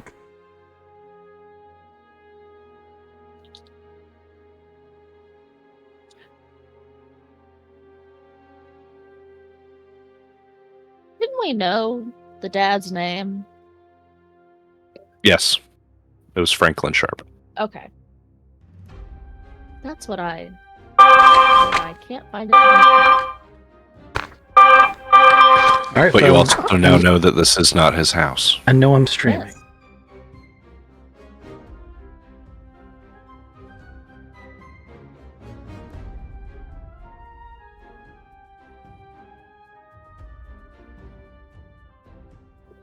Any other questions while you're in there? Rising Hellfire. I can't find it in my notes either. It's Franklin Sharp. I mean, I know. I'm just trying to figure out where it would have been. I thought what the detective was hired by what's his face? It's his dad. The Yes. private eye. Was. Oh, well, it's not that one because I just flipped back to Liz Abernathy, and that is not this campaign. Mm-mm. Could I call Marge to get her to do some research on the people that allegedly own this house? The Longfellows, yes. Okay.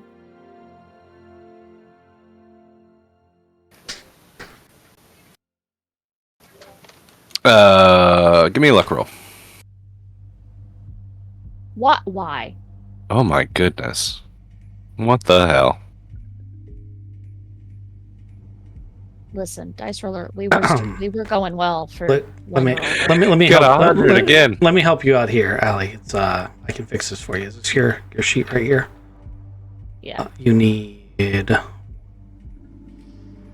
My this- luck isn't updated on that though. And you need this. And what's your preferred color? Purple. Yeah. No. That purple. You make this one whatever color you want. Now you've got a set of regular D100 dice, and you don't have to worry about that dice roller being stupid because it's not really random.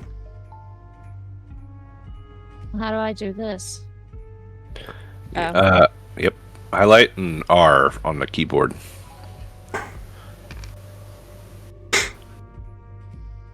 I like to tap R 2 or 3 times because of the latency between the server. But you do it however you want. Plus, it gives Okay. you better luck like that. Hold on one second. I also want to make them lighter so that they use less gravity.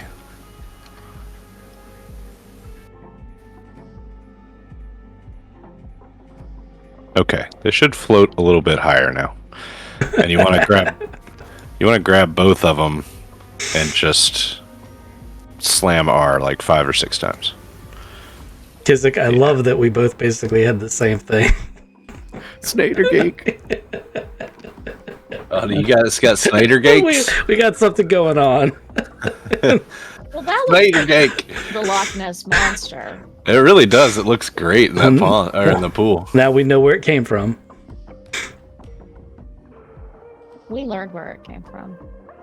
How do you highlight both of them? Am I just stupid? Click and hold and then make it square. Oh, click and hold not on one of them. There.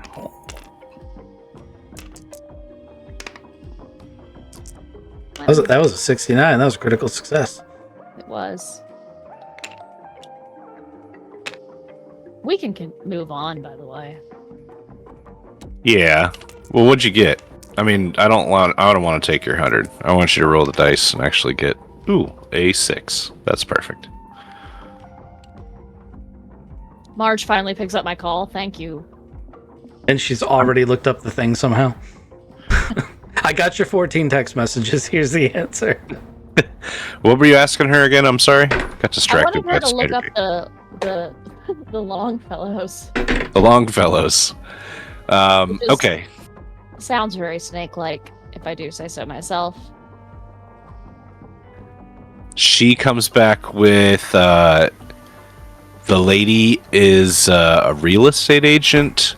The man, his name is, let's just call him John or Stephen Longfellow. He's like a mogul that deals in like commercial real estate, right? So like both of them are just agents. Can't help They've but done- notice you didn't give the lady a name.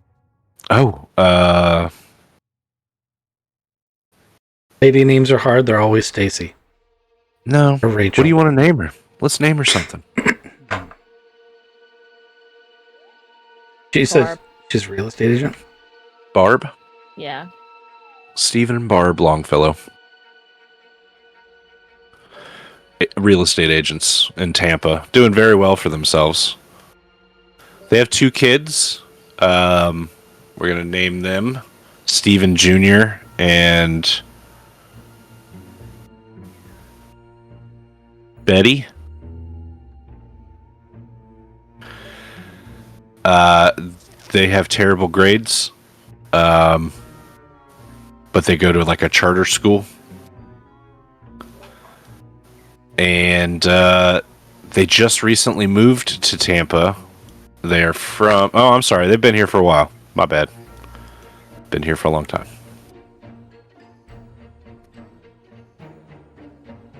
Let's see. That's a lot about the Longfellows. The way I see it here, guys, Graham says, we've got 2 spots we've got to watch. We've got to watch this house and these individuals, and we've got to watch that boat. Now, the people watching the boat should be looking for the actual... Remember, we're here to retrieve things stolen from the warehouse. We got to be looking for those things. But these people are obviously deeply involved with this mystery, so we got to watch them. I hate to Scooby-Doo this shit, but I think we should split up. Gotta watch out for them Snyder cakes. If we'll get lucky, then maybe one of those things will just crawl into the house and take care of the problem for us. His license plate said it was Snake, so it's probably their buddy. You want to stay here, or you want to drive the boat back to the other boat? I mean, I think that someone should stay here. But I mean, it's up to you guys. I mean, I feel like the drone's going to be really useful in either scenario, but I feel like it's easier to keep eyes on the house without the drone, as to where I could potentially use the drone to like inspect closely cargo containers. Alternately, if the Wi-Fi scenario I mentioned earlier is, valid, having a computer expert, Vanna White's towards Stella, available might be really valuable, because they may have like a manifest of what's really on the boat on their computer network. Graham shrugs. Too many places to be, not enough of us.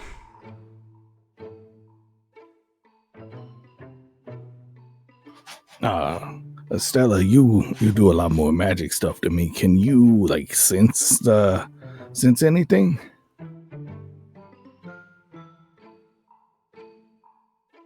I can try. You want to sense people here, or you want to go to the boat? You think that these guys might have it with them, or you think, based on Stella's dream, it's on the boat somewhere?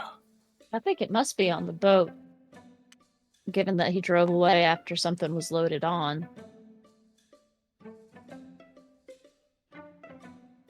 We know where this boat is going? Galveston. In 3 days. That's in Texas. Does this guy go into Texas to get it, or is he just profiting off of the vault's goodies? You know what? That's an excellent question that I do not know the answer to. Maybe there's a lake he lives under in Galveston.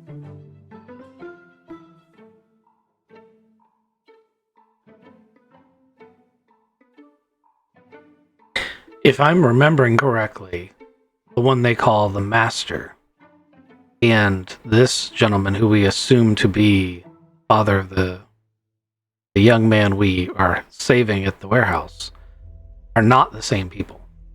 And also the guy we killed. I was just glossing over that. There's a couple of ways we could handle this, but I do agree. I think the artifact is on the boat. On the ship. And so we want to get back to the ship, verify that that's on there somewhere, and try to sneak on board that ship to get it. That's kind of what I was thinking. Yeah, I mean, that or I don't know what if somebody. Obviously, Franklin Sharp is very sus. Absolutely. But my other thought had nothing to do with that. I was thinking it'd be easier to rob it off the ship if the ship were already at sea. True. Who wants to be a pirate? I don't know what keeping eyes on the house, how that would benefit us. Okay, it sounds like we're all in agreement then. Are we waiting 3 days for this to pull out to sea? Let's go back and do recon now. We might get lucky. but we might be able to get it off the ship. But worst case scenario, we decide we got to infiltrate the ship. You know, it depends on how lax security is while it's in port. But my assumption, once again, I don't know anything about boats, that's your specialty, is that port security is going to make it harder. I imagine once they're out at sea, they're going to be paying a lot less attention. The problem is the logistics of getting on board are going to become more complicated, but you can figure that out, right, Gavin? Yeah. Also, port security is only as good as how much money you got. Easy to buy off of. You know that. You're a smuggler. I poke a thumb over my shoulder back towards the house behind me. Oh, he got more money than us. That's right. Do we know how large or small the item is we're looking for? I mean, the dragon heart thing sounds like it's pretty small. I have a description of it here. Scaly leather object the size of a human heart, cold to the touch. Scaly, found in India. Agent killed himself after contact with it. We need gloves. Gloves are important. Yeah. And, the eyes? Hold on. Set of eyes of the serpent god, small marble-like objects. So they're really small. And we already found the spectral displacer. right. And we are assuming that that is what they are trying to smuggle to Galveston or out of Tampa. Best lead I can think of. Okay. I mean, So if that's the case, provided we have gloves and proper containers, we could get that off the ship before it leaves. yeah. I am very concerned. Like, I like that we all had dreams and it led us to a lead we didn't already have. But are none of the rest of you concerned about the fact that we had dreams that led us to the next thing? I mean, my dream didn't lead us here. I just stare at Gavin. And like, we've been doing this a while. You know, dreams is weird and sometimes help us, sometimes hurt us.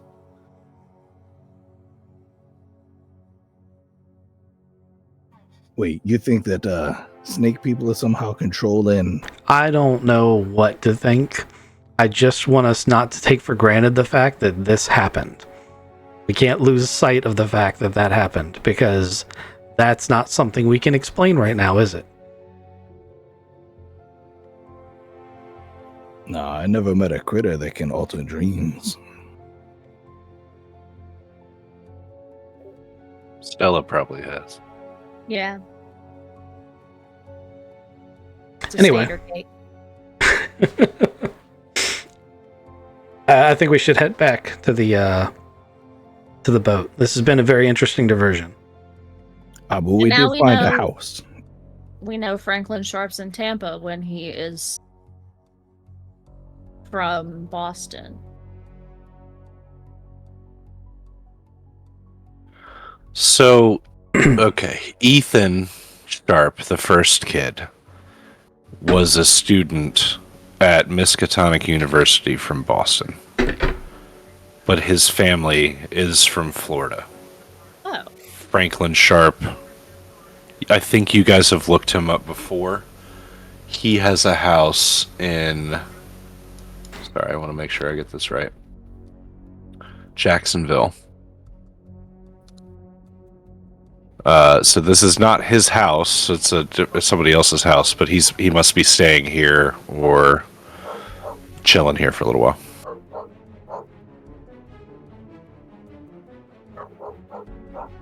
It's definitely his town car, Yeah. his chauffeur, and all that. All right, so you guys are headed back to the boat. Yar. You land your drone on the boat. Give me one more piloting check.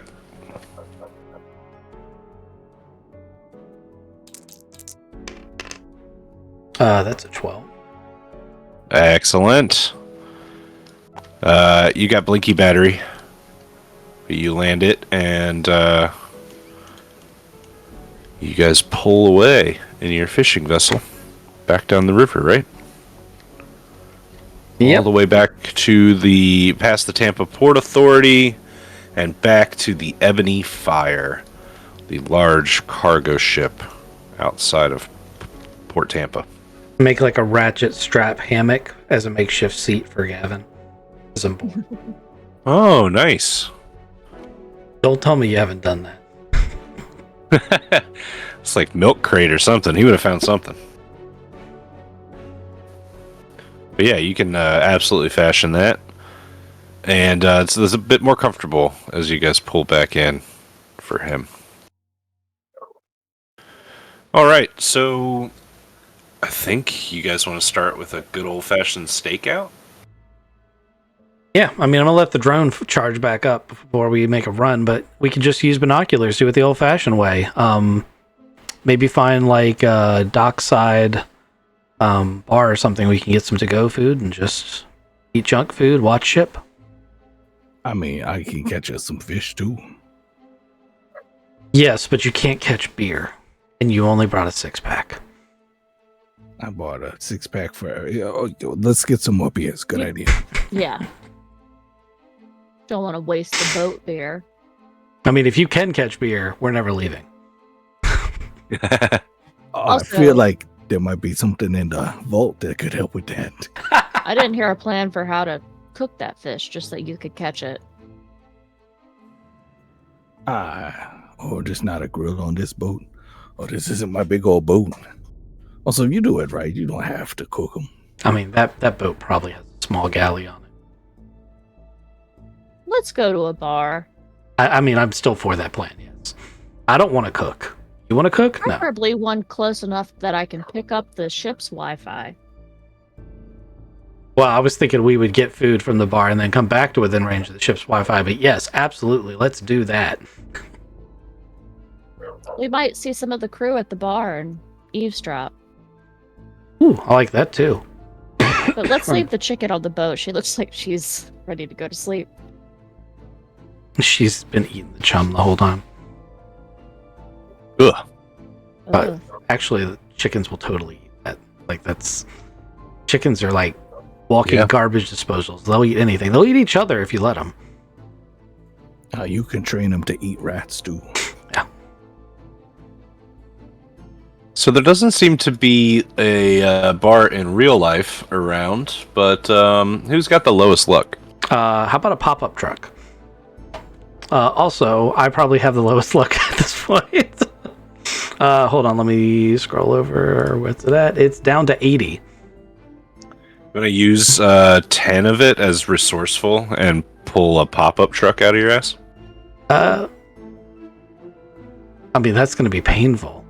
Yeah. I mean, not literally, but maybe, tacos or whatever the hell you want shows up. Sure, I'm down for that. I'll spend 10 more.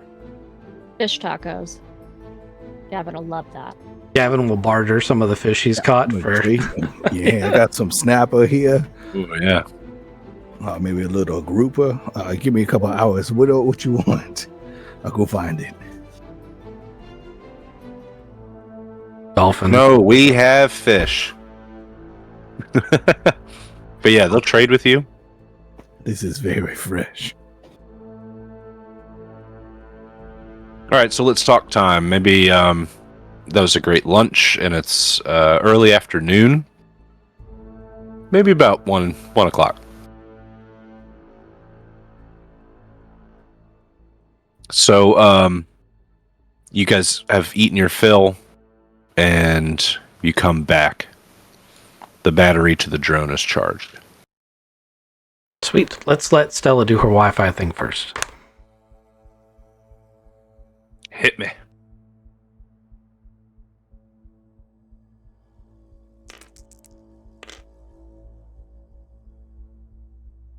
What does that say? So if you highlight them, it'll actually tell you. 62. Ooh. Yeah.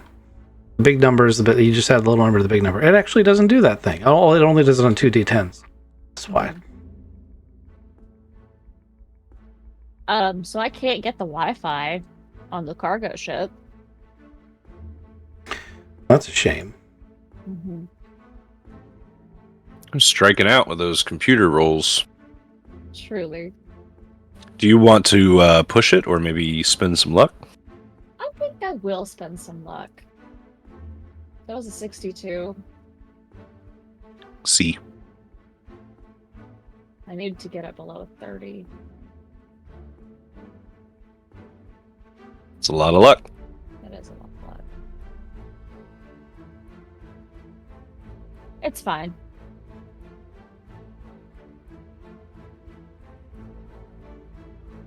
How much luck? 33. That sounds right. Could she spend 7 luck to make it up to a 69? No. If you have a 69, I mean, so if your skill is lower than 69 and you hit a 69, it's still a failure. Oh, no. That is not the way we had been playing it. But I originally wanted to say that, Kizik, when you ask the GM a jackass question like that you already know the answers, I can tell you as a GM, you hurt your credibility with the GM.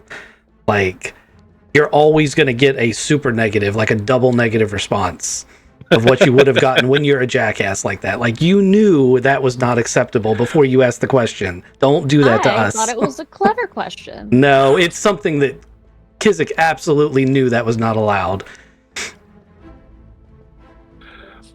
It's we do have a house rule of 69. If you hit it, it's a super duper success. yes. And traditionally, even if you failed the roll, he's even said it on stream, I can pull it back up. Even if you fail the roll, if you pass, and it's a critical success. I usually just give it to you if it's a 69. But I don't want you spending luck to change it to a 69. That's not hitting it. Yeah, no, that part makes sense. Okay, so you spend your luck. You get attached to the ship's computer network. You can print. You can do all sorts of stuff. Pull up the manifest. Sure can. What do you want to know? Well, I'd like to see what this ship is shipping. The ship is shipping.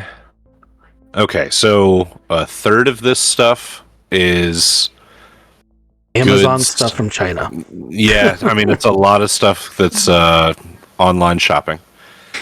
And then another third is like automobile parts and things like that.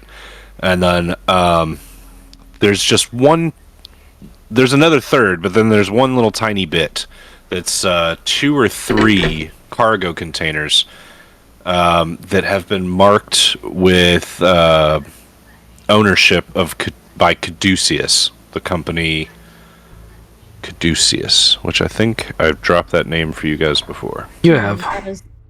Yeah. So we know what the crates are. Do we know where they are? On this ship, they will be kind of like middle rear. I'll draw up a map. I'm sorry. We can see what's in the crates. Right? So on the manifest, there is some weird wording. It says that it's owned by Caduceus, and it looks like medical equipment on the manifest. And like in the Amazon online shopping crates, it lists the items in the crate.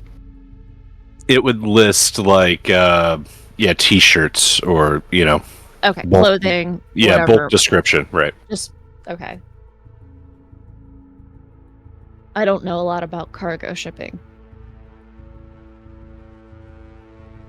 I don't either, and I'm just guessing.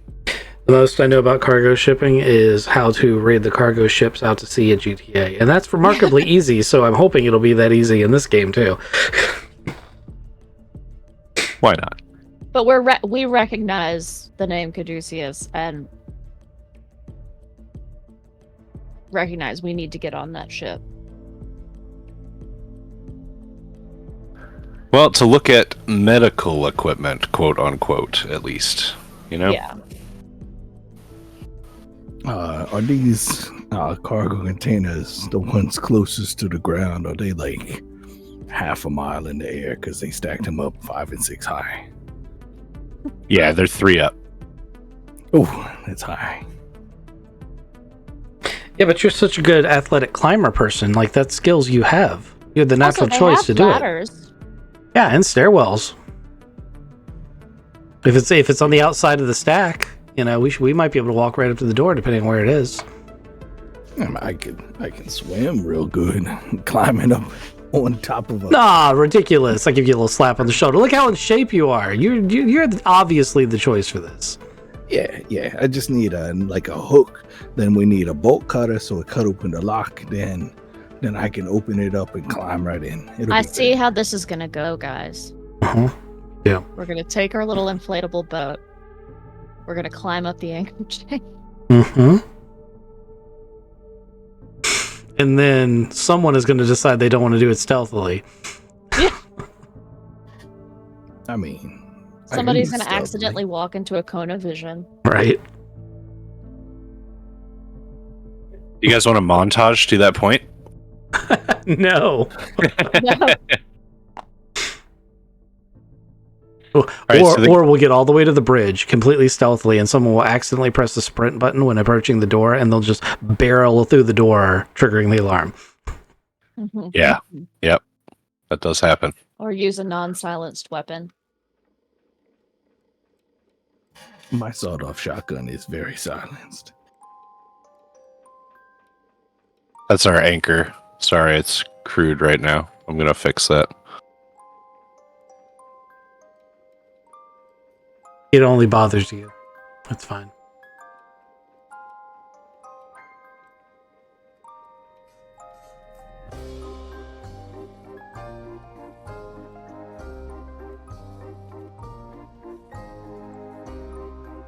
Hey, Gavin and Graham, while we're looking at this, is anybody taking a look over at this thing? I haven't. But it's parked close enough. We could spend some time putting the binoculars on it. Kind of weird looking, isn't it? It's like a very expensive stealth yacht. It's got a lot of things on top. Yeah. Those are called I'm compensating for something. Are you now? Something to think about. Oh, I thought you was only supposed to have 2. I'm getting a bad vibe from it, you might say. That's very true. You're getting a bad vibe from it. I don't think it's a problem. AKA, Okay. I failed my spot hidden. This anchor is... Ugly. No, it's Holy really well moly. done. You should see when I'm GMing and he gets bored and starts drawing. He draws some masterpieces that make me like cringe before I'm I click really the delete impressed with button. The mouse drawing. Yeah. Mouse drawing? Whatever. Yeah. Ghost and I used to work together, and sometimes when he'd get bored, he would open MS Paint, and the shit he could do in MS Paint would boggle your effing mind. So, fun fact. When I was grounded, I still got to use the computer, but only Microsoft Paint. I couldn't get on the internet. So I would just make files. I learned directory stuff, and I drew on MS Paint.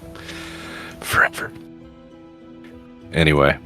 Did you Enough. do a cool thing where you put your cursor down and hit spacebar and then use the arrow keys like it was an Etch-a-Sketch?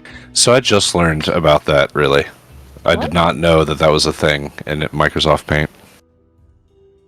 Yeah, you can etch a sketch in Microsoft Paint by like using arrow keys to move things around.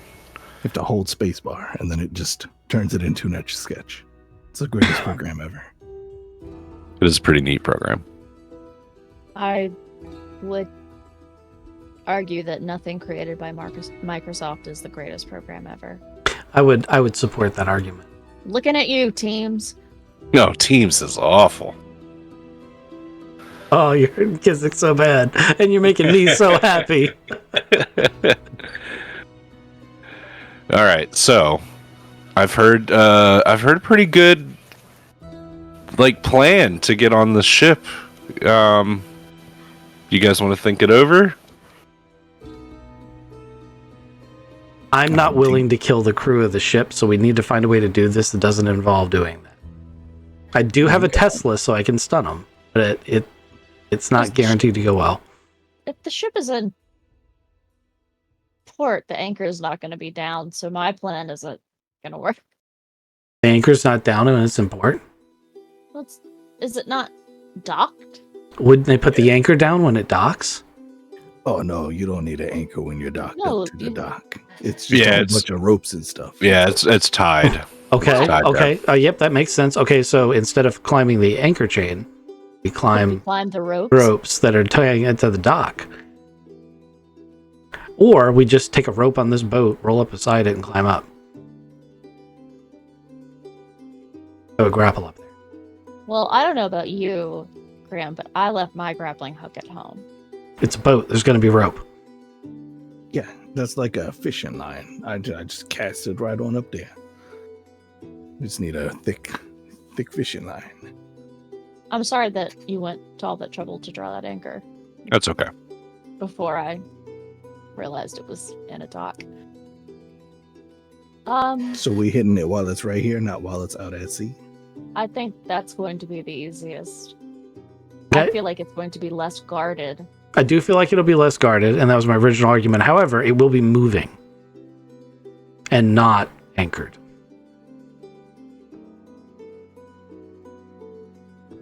Like, until it gets to Galveston. It might anchor out at sea while it's waiting for permission to go into Galveston's port. But once it leaves here, it's going to be on the move until it gets to Galveston. Yeah, no, we're trying to board the ship before it leaves here while it's still in the dock. Okay. So we're climbing the rope. Or taking the stairs. It's a valid point. You might be able to just hypnotize someone into giving us permission to get on board the ship. That would be a lot easier. I mean, there might not... yeah. Back to that taco truck. I hope that somebody there works on the ship. Do a little talking. That might be helpful. Definitely.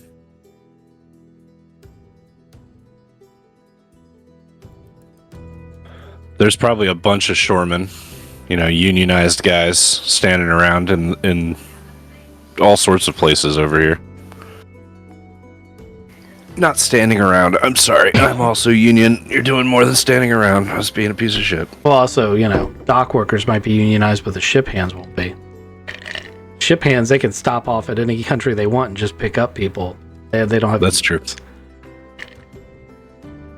But you better believe them dock workers are unionized. No matter who it is, they're working very hard while they stand and chit-chat so I can hypnotize them. and discuss their working conditions and how one would access the ship. Yeah, as they stop, as a pretty young, black-haired girl walks up to them and forget all about any duties they were about to do. I was just going to eavesdrop. How you gonna hypnotize them? I ain't dropping no eaves, sir. Ear hustling? I mean, you're putting a lot of faith in my abilities, which so far tonight have proved. It's been fine. It's the game. The game sucks sometimes. Sometimes the dice just hate you. And yeah. I don't want these dock workers to embarrass me like that. We'll try to find just one of them by themselves before you go in. That's item number 1. Because if things do go wrong, I can always just take my Tesla and stick it on his testicles and say, now you're going to let us on the ship. I'm going to fry your chestnuts.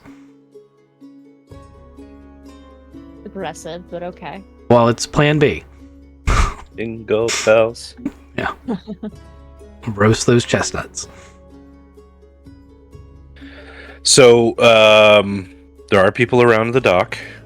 If you want to single somebody out, and I guess, are we talking about bringing the fishing boat back over here and getting onto land, or do you guys want to find somebody over at the taco truck? You want to take the drone? It's now charged, and fly it around. You guys have a lot of options. I don't want to lead you. Truck? I've been thinking of it as like parked over here next to this road on this side where the fishing boat is right now. See, I'm torn because I think the drone could be valuable. But I also think that Graham could be valuable.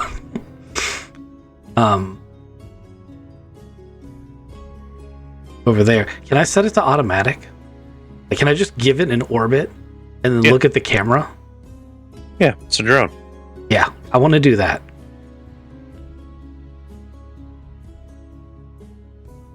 All right, draw me your orbit. Is the ship here or is it? Because you moved it. Yeah, sorry. Hold on. Let me do this the right way. Fuck this whole thing. Erase. You know, there is an erase button. I know, but I don't want to erase everything because I've got stuff written on my other stuff. You know what I'm saying? Terrible idea. Like, I've got README written over here. I don't want to erase that because everybody needs to read it. It's so beautifully written. And the red spot on the thing we're supposed to read. Oh, yeah. Is that what that is? Yeah, it is. Alright, sorry. Let's get back to it.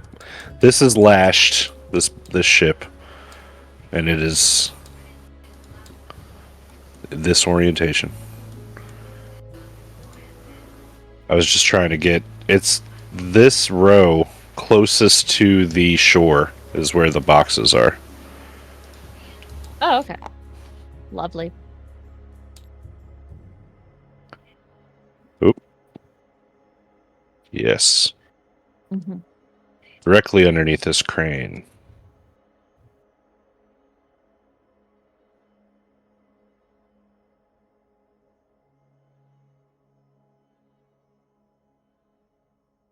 Something like that. Oh, Basically, that's the path of the drone. Yar. I thought he was trying to draw a crane. And I thought, No, surely to God he could draw a better crane than that. Cranes are right there. I see that now. Alright, so you're going to path the drone just to go over top the ship. Yeah, basically just a grid pattern, a back and forth sweeping pattern. High enough up, like super high enough up, that I can get a top-down view of where people are walking to help us avoid people. And high enough up to avoid people on the ground being readily able to hear / see the drone.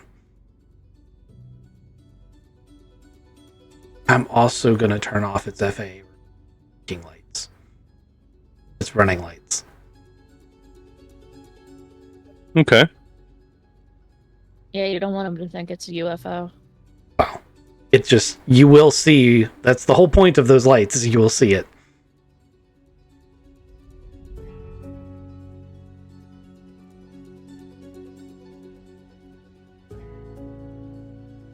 Just a second. Sorry. Let's do this the right way.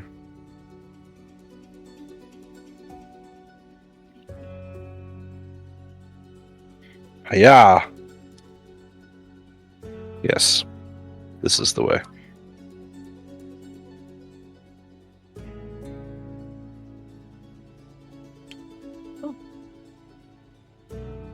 Well, that's the type of top-down view I'm looking for.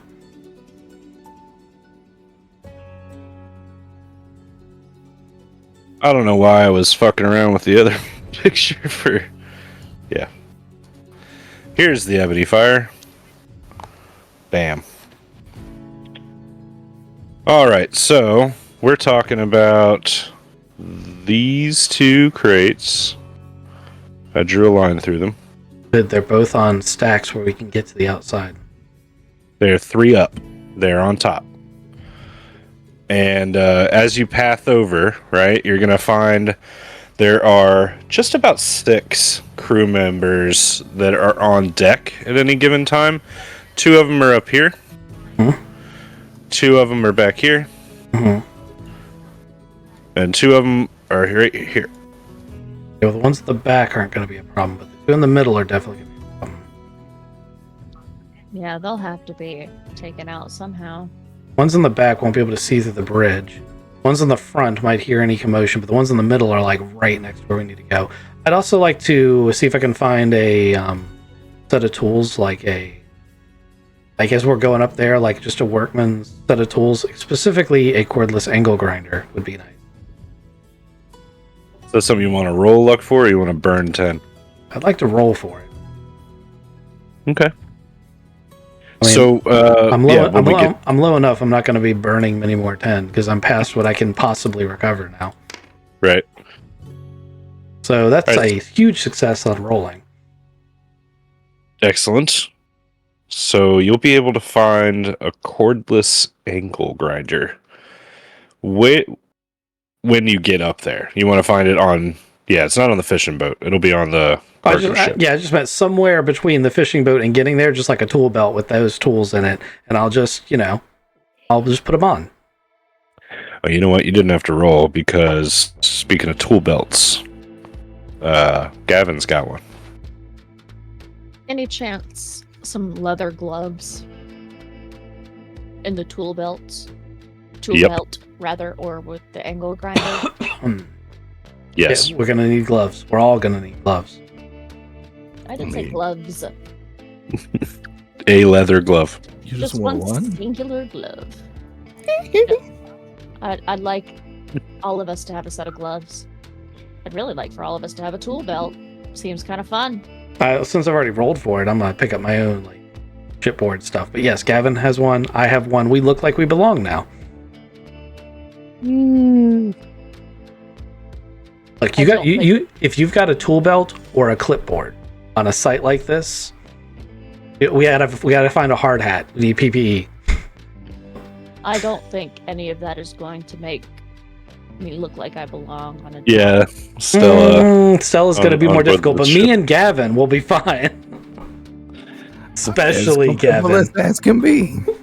My jacket's a little not issue, but Gavin, he belongs here. It's a boatyard. I have a caiman on my shoulder. Gavin does belong here. You do have a caiman on your shoulder. Let's get some stealth rolls. Okay. So we're just trying to sneak on board. We're not going to try to... I thought we were doing the whole try to find a crew member thing first. Oh, sorry. I forgot about that, but yeah. Let's find a crew member then. Because just Tom Clancing this shit isn't going to work for this party. No, that's true. I rolled a 90 out of 90. I snuck on board. You're very, very sneaky, sir. Okay, so Gavin's just trying to force us to do the thing I just said we shouldn't do as a party. No, you guys are going to do the things, but I just, hey guys, what's going on? You heading out later? Just walked on board. I don't think that he needed stealth at all. He probably was fine. Could I use that to call one of them over so Allie can talk to him? If you want a mass hypnosis. No, we want you to do one, just one. That's the whole point. Got to get one isolated. All right, so there's the guy. He's got overalls on. He's got a name tag that says him, and he walks over. And Gavin, do you want to? You're like, here, talk to this lady. He's just standing around, and I kind of pop up behind him, and he goes, "Oh man, where'd you come from?" And I said, "No, he's on the big ship here.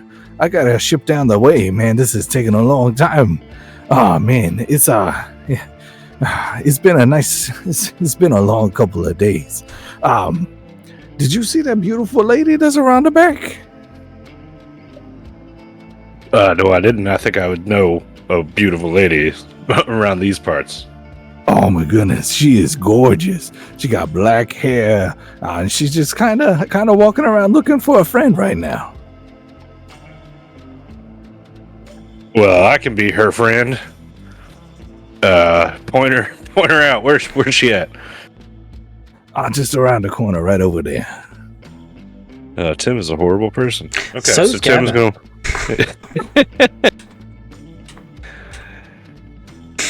Tim will walk around the corner and see Stella. Stella, what are you doing now?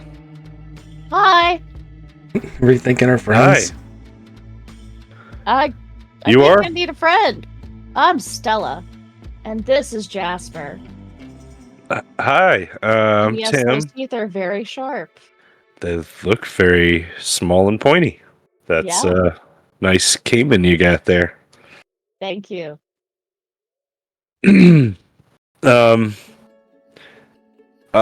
Like I said, I'm Tim, and I'm rethinking my decision to come over here now with your caiman and all. But what are you doing here? Can I help you with something? I think you could, Tim. You work on that big ship. Sure. Yep, I do. Tell me, Tim, how do you get on the big ship? There's I'm a just fascinated by boats. There's a gangway. It's not drawn on this map because the DM sucks, but it's right over there. Yeah, understood. I can use my imagination. And you just can come and go as you please on the boat?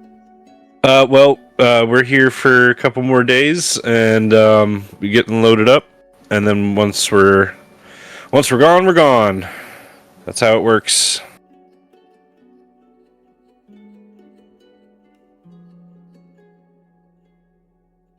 At some point, I would like to hypnotize Tim and ask him the questions I need to know. Okay, give me your hypnosis roll. Get him to look deep into Jasper's eyes. Yeah, his eyes start doing the blinky thing.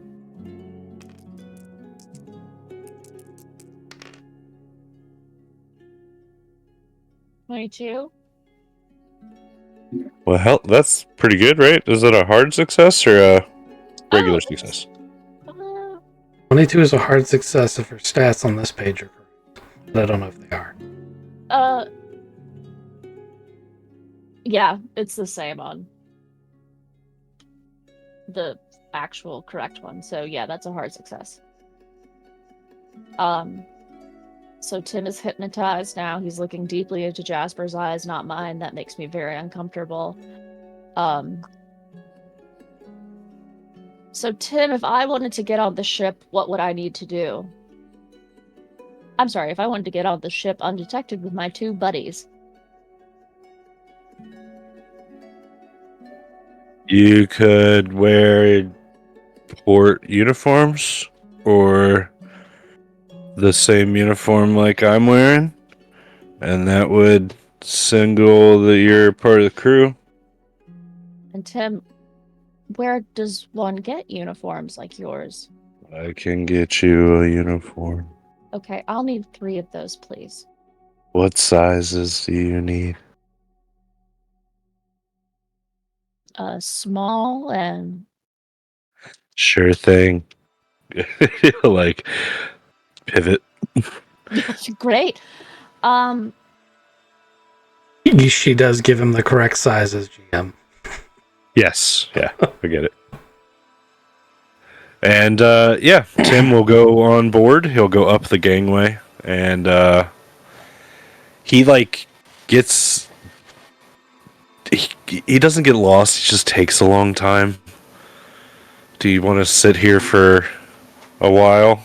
Yeah, I should have said, Tim, go get them quickly. I didn't, and that's my bad. It's okay. It gives us more time to observe the ship. Do we observe anything useful while we're watching the ship waiting? Yeah, you see, like, the cranes have started moving again. Maybe it's not, like, lunch break anymore. And they're taking things off of the ship. They're working in a completely different sector than the cargo containers that you want. Maybe they're working back here on the back ones. So these guys in the center of the ship have moved. Now they're rigging the crane hook to the cargo containers and helping get everything off the ship. A lot of beeping and big moving equipment. And you guys are just standing there, 10 minutes. Taking things off? They are. They're taking things off.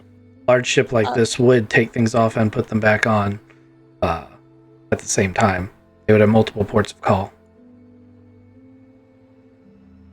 While we're observing and waiting for TM, Mhm. I need to take a quick break. Okay. Yes. Well, if she's doing that, I should go do that so I don't have to do it. I'd like to try to find some kind of ladder or rope ladder that I can throw up and try to climb up three cargo containers worth of. Oh yeah. Okay. You want to roll a luck roll? Yeah, I can do that.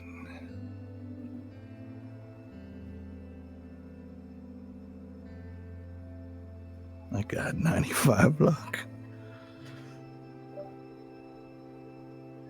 And what'd you roll? An 80, sorry.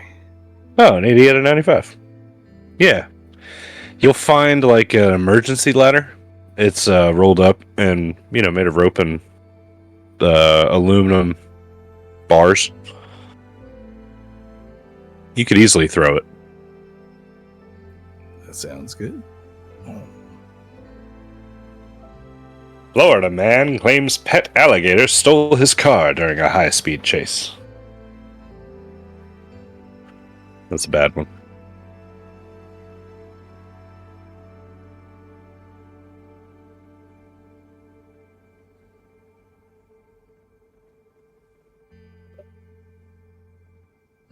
We still waiting for these guys? I think so.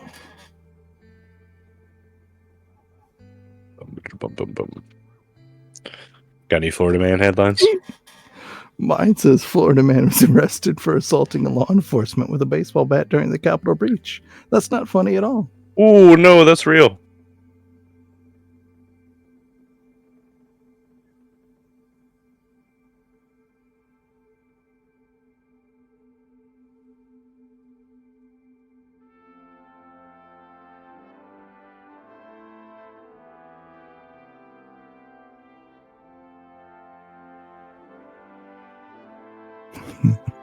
Florida man found stuck in a porta potty with drugs.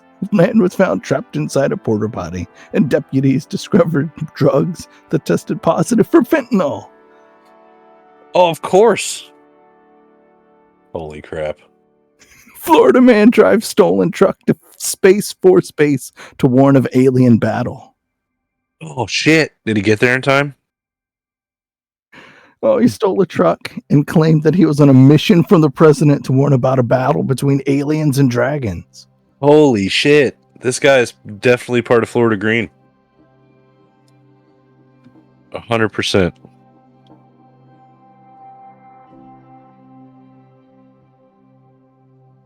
I cannot get, for the life of me, shit to load correctly this tonight. It's crazy. Struggling. And the Snader cake was the best thing. Snader cake was good. Yep, we created our own demise.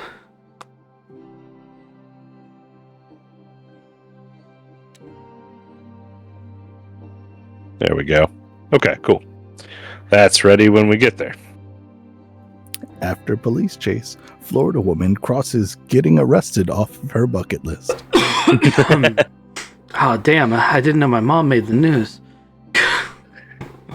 After I arrested you guys, like, falsely, well, I arrested Chris' character falsely, I was like, you're right, I haven't been arrested. I don't know if I want to be arrested, but it would be a lot of knowledge coming at you real quick. Well, I worked at a prison, so that was where all my knowledge came from. But I also immediately, like, I'll be honest with you, like, as soon as you started doing it, I was like, I don't know, as a GM with this group of like, players, I wouldn't go there, because it's kind of like where I'll only briefly touch on things like how computers and operating systems work when touching, stuff that Kizik is touching in the game. And I won't go deeply into things like, your knowledge of like industrial cranes, and like I would probably not do this port scene in any level of detail with you. I'm trying to touch on things that we all know deeply in our real lives, because while a good player can separate what they know from what their character knows, it's harder. I wouldn't have taken that particular approach. It was very obvious from moment one that you had no idea how any of those systems worked in real life.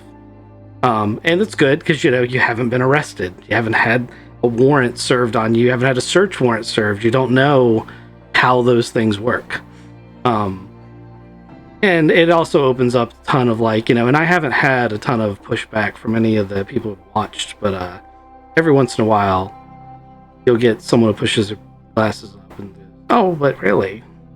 And actually, yeah, and I understand the temptation for that from a viewer perspective as well. So I wouldn't have tempted that particular scene, but I give you a 5-star rating for trying. That was very ballsy, and it was it was designed to be a thematically very good scene. This is why we don't play the 1800s, because they'll be like, oh yeah, I have no idea what's actually going on in the 1800s. That's when you have those. Well, actually, the Dodgers weren't created until blah blah. Oh. Anyway, what's happening with this man and his? Well, after 10 minutes, Tim comes back with beautifully folded uniforms. 3 of them. They're sized correctly. They even come with shoes. Stunning. And he gives them to Jasper. Jasper says thank you. So Tim is still under hypnosis. Yes, master. Okay, a couple follow-up questions. Tim, if I wanted to create a distraction for everybody on the boat.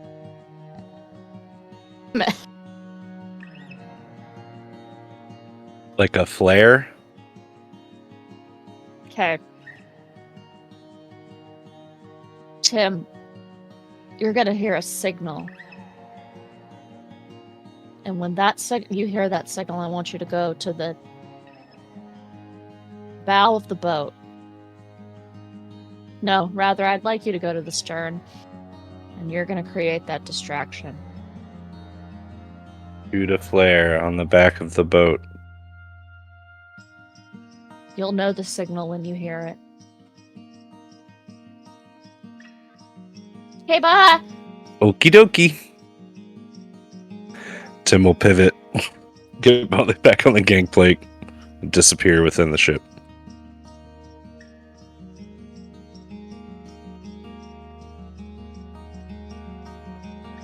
I got us uniforms! Yeah, it's awesome. Let's get all Hitman disguised and get on the boat. Okay. I found a safety ladder so I can climb up on those really tall things. Oh, that's cool. That's really convenient since I was going to have you do all the climbing. Yeah, because I'm such a strong and athletic guy. Yep. Yeah. You know what you're doing? We could have had Jasper do it, but he can't use an angle grinder. Oh man, bite force on a baby caiman is probably not enough to cut through a reinforced steel lock. No. That's a common misconception, Gavin. Jasper may look small, and he is baby, but he's actually 11 years old. I'm sorry, not a baby. No, but he is my baby.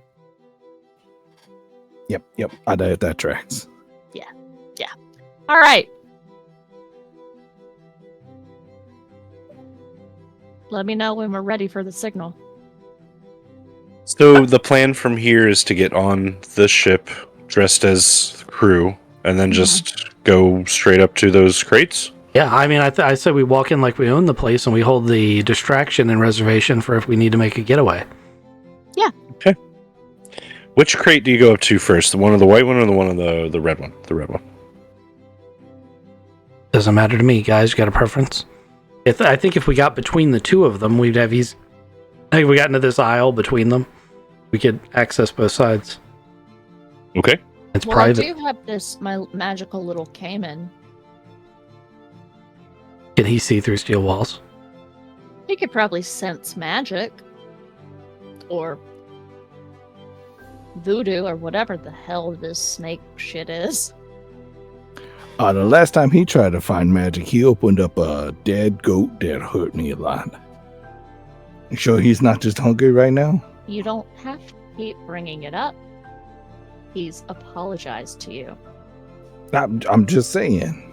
His sniffer is only as good as his belly.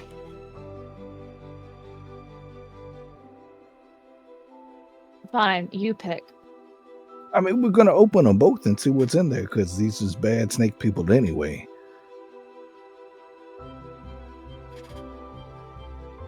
Does he need upsies? And I'll hold him up to a door and he's going to smell through it? No, we're going to let you make the decision. You Got sound it. like you're really confident. I'm super confident. Open them both up. Gavin, I think you made her angry. She's got a magic detector. And I asked her if she needed a magic detector. I'm sorry. I got to climb up there anyway. Oh, I think I have an actual magic detector. Hold on. I do? Nope, it's a spirit detector. Never mind, continue on. Give me the the climb roll there, Gavin. Oh, climb roll. It's going to be good. Yep. I rolled it twice. I didn't make it. Can I give him a boost? Do you want to use luck or push the roll? Can I take a boost? And like he sees me starting to climb up there and gets a little slippy, and he says, hey, you need some help there? And I go, oh, yes, please. And then I'll push it, so I'm now using him. Okay. Roll it.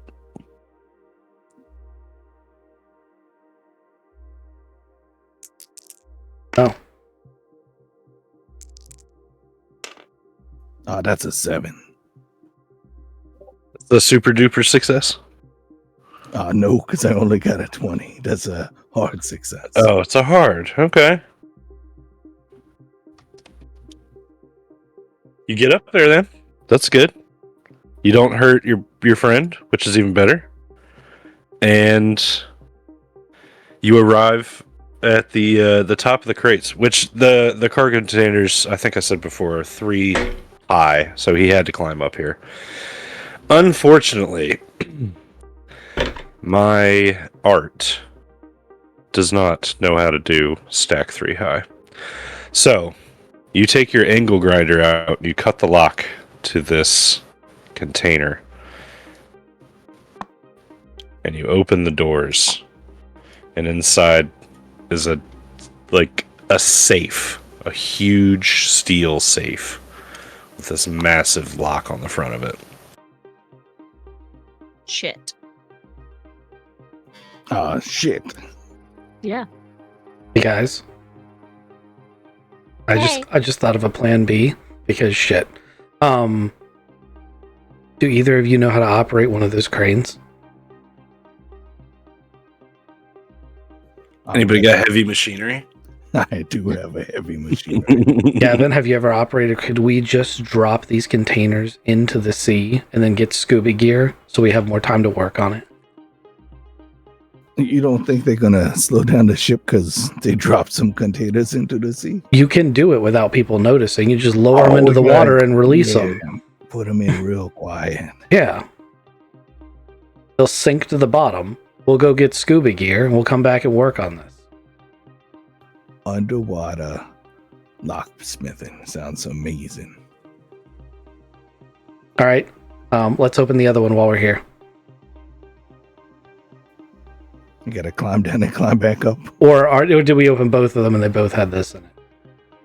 No. The other one's got something different in it. I'm trying to get... Oh, you know what? I already put it in here because I was smart. I don't need to delete this. It is right here. Bam. You don't trust your ability to jump? Yeah, we're dumping both of them. So this one, as you opened it up, it had a big tarp over it. You pull the tarp down, and it's like an ancient snake statue. Oh, statue. Yeah, it's not real. I mean, it's a real statue. It's not a real snake. It's old, dude. Like, none of you guys have the right skill to judge how old it is. Very. Guys, this one's got a big old like snake puzzle in it. I can't get past it. Also, I might have punched it when it jumped out at me. I don't blame you. Like, you got gloves on. All right, let's go to Plan B. We need to get those. We need to get these containers offloaded and lowered into the water. All right, so Gavin, are you taking the gangway to get to the crane? I can hear how much the GM loves this plan in his voice. Oh yeah, I'm gonna walk down. I'm gonna find me an empty crane, and I'm gonna start going. All right, so you got to climb a ladder to get into these things. It's a good 60, 70 feet up. It takes you some time to climb up there. Do you afraid of heights at all?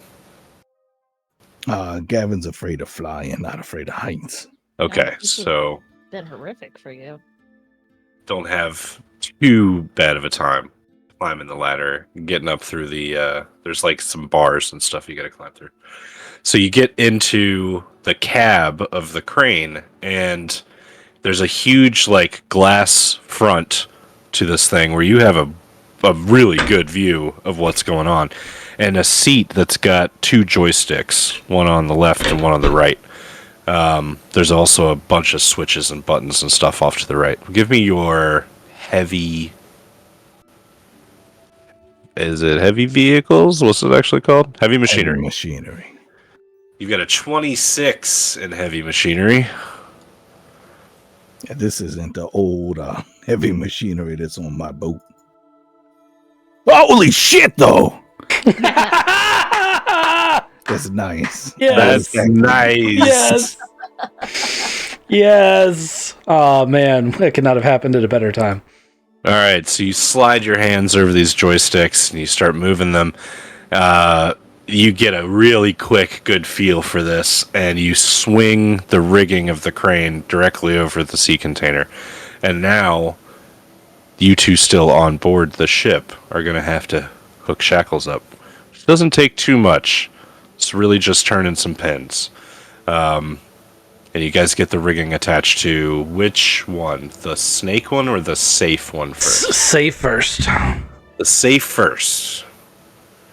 All right, you attach that, and you get it picked up with your 69, and you dip it. Did you guys close the door first, or you left the door open? No, we would have closed the door. Okay, so a sealed sea container gets dipped into the water. How are you gonna get it disconnected? I mean, I don't know how these things work, but I imagine there is a way of disconnecting them. I thought they had a big old container and I had a hook. I just gotta pull the hook back out.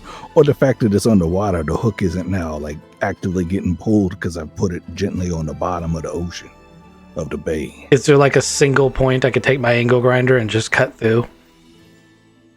Let's I backtrack thought here. it was big magnets. So Yeah. I Big mean, magnets? this is an area that the GM knows a ton about, and we know nothing about, and we're just assuming there's a button that we can release it. Yeah. Like, you let's go tell ahead us and how we backtrack. do Yeah, it. you tell us how we do it.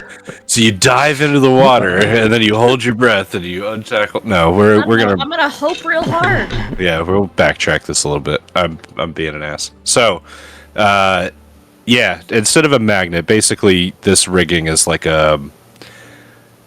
it's a rectangular shaped gantry that shrinks as you can maneuver it in like 6 axes. So basically it comes down like a big claw machine and it picks these boxes up.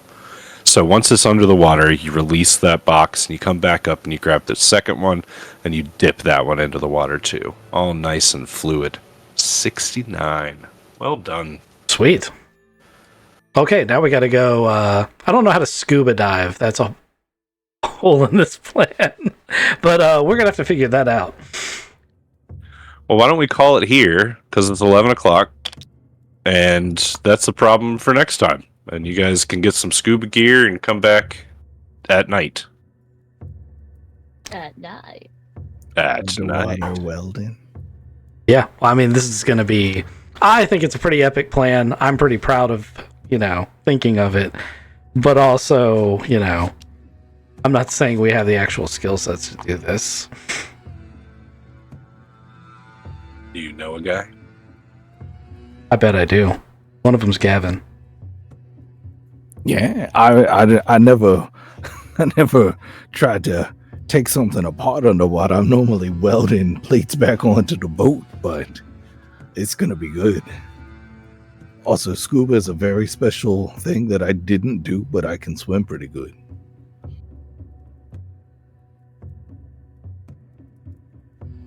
All right. Yeah, we'll call it here. Thank you, guys. I appreciate you playing. We didn't kill the Cobra. We'll have to change the title. Cobra wasn't even in this episode.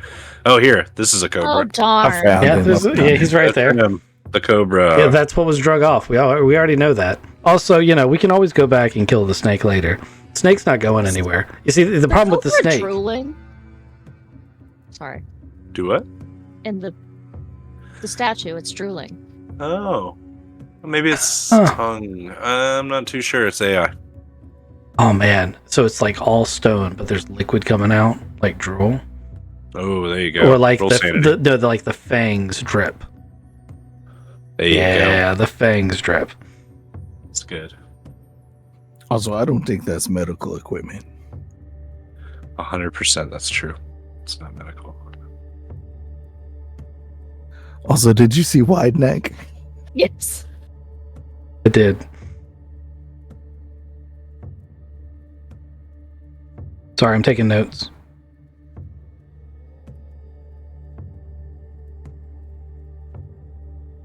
Because we won't get back to this for a minute. Put some stuff on the bottom of the sea. Also, I was willing to jump out of that 60-foot crane and dive into the water to try to uncut it. Well, I was willing to ride it and cut the cable. That would have been cool. But I was like, I don't know if that'll work for the other one.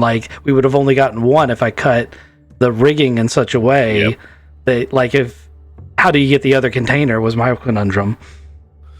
Yeah, it was originally I was like, oh, it's just a little good puzzle. And then I was like, this is just going to be frustrating after you guys became frustrated. So with the 69, you guys, that's a super success. I mean, the problem I often run into when I have, when we're playing, some sci-fi I'm really familiar with, is with something like that, you have to understand that the players don't have the same level of knowledge. So what I often end up doing is that I keep backing it up one more step until I have the light come on the player, and then I say, okay, you now understand this level. Now let's work forward to where the problem actually is. And usually by the time I've done that, I'm like, you just flip the switch and make the thing happen, because really at that point, explaining the understanding of it is the puzzle. Getting the player to understand, for example, how, in Traveler, how a laser gun works. Getting them to that level of understanding is the puzzle at that point. But later on, once you've established that, you can always come back and be like, okay, so this laser plugs into your backpack, and you've got this big backpack. Now that you know that you have this thing, how are you going to deal with your, I'm going to shimmy through this pipe with my laser backpack. That kind of thing. That is also the advantage of really long campaigns, is I always know we can come back to complications. That's true, too. And like you said, it's not going anywhere. Oh, yeah. It really isn't. I have another idea for killing the snake. High voltage power lines into the pond. Ooh, that's a good one. I was looking at the overhead map, and I'm like, where are the nearest mains lines? If they were to just fall into that pond, would that even temporarily maybe just ground that thing out? How does that work? That's just a little random thought I had. Good thought. Anyway, we're probably going to end the stream there. Thanks everybody for watching. Thank you, everybody.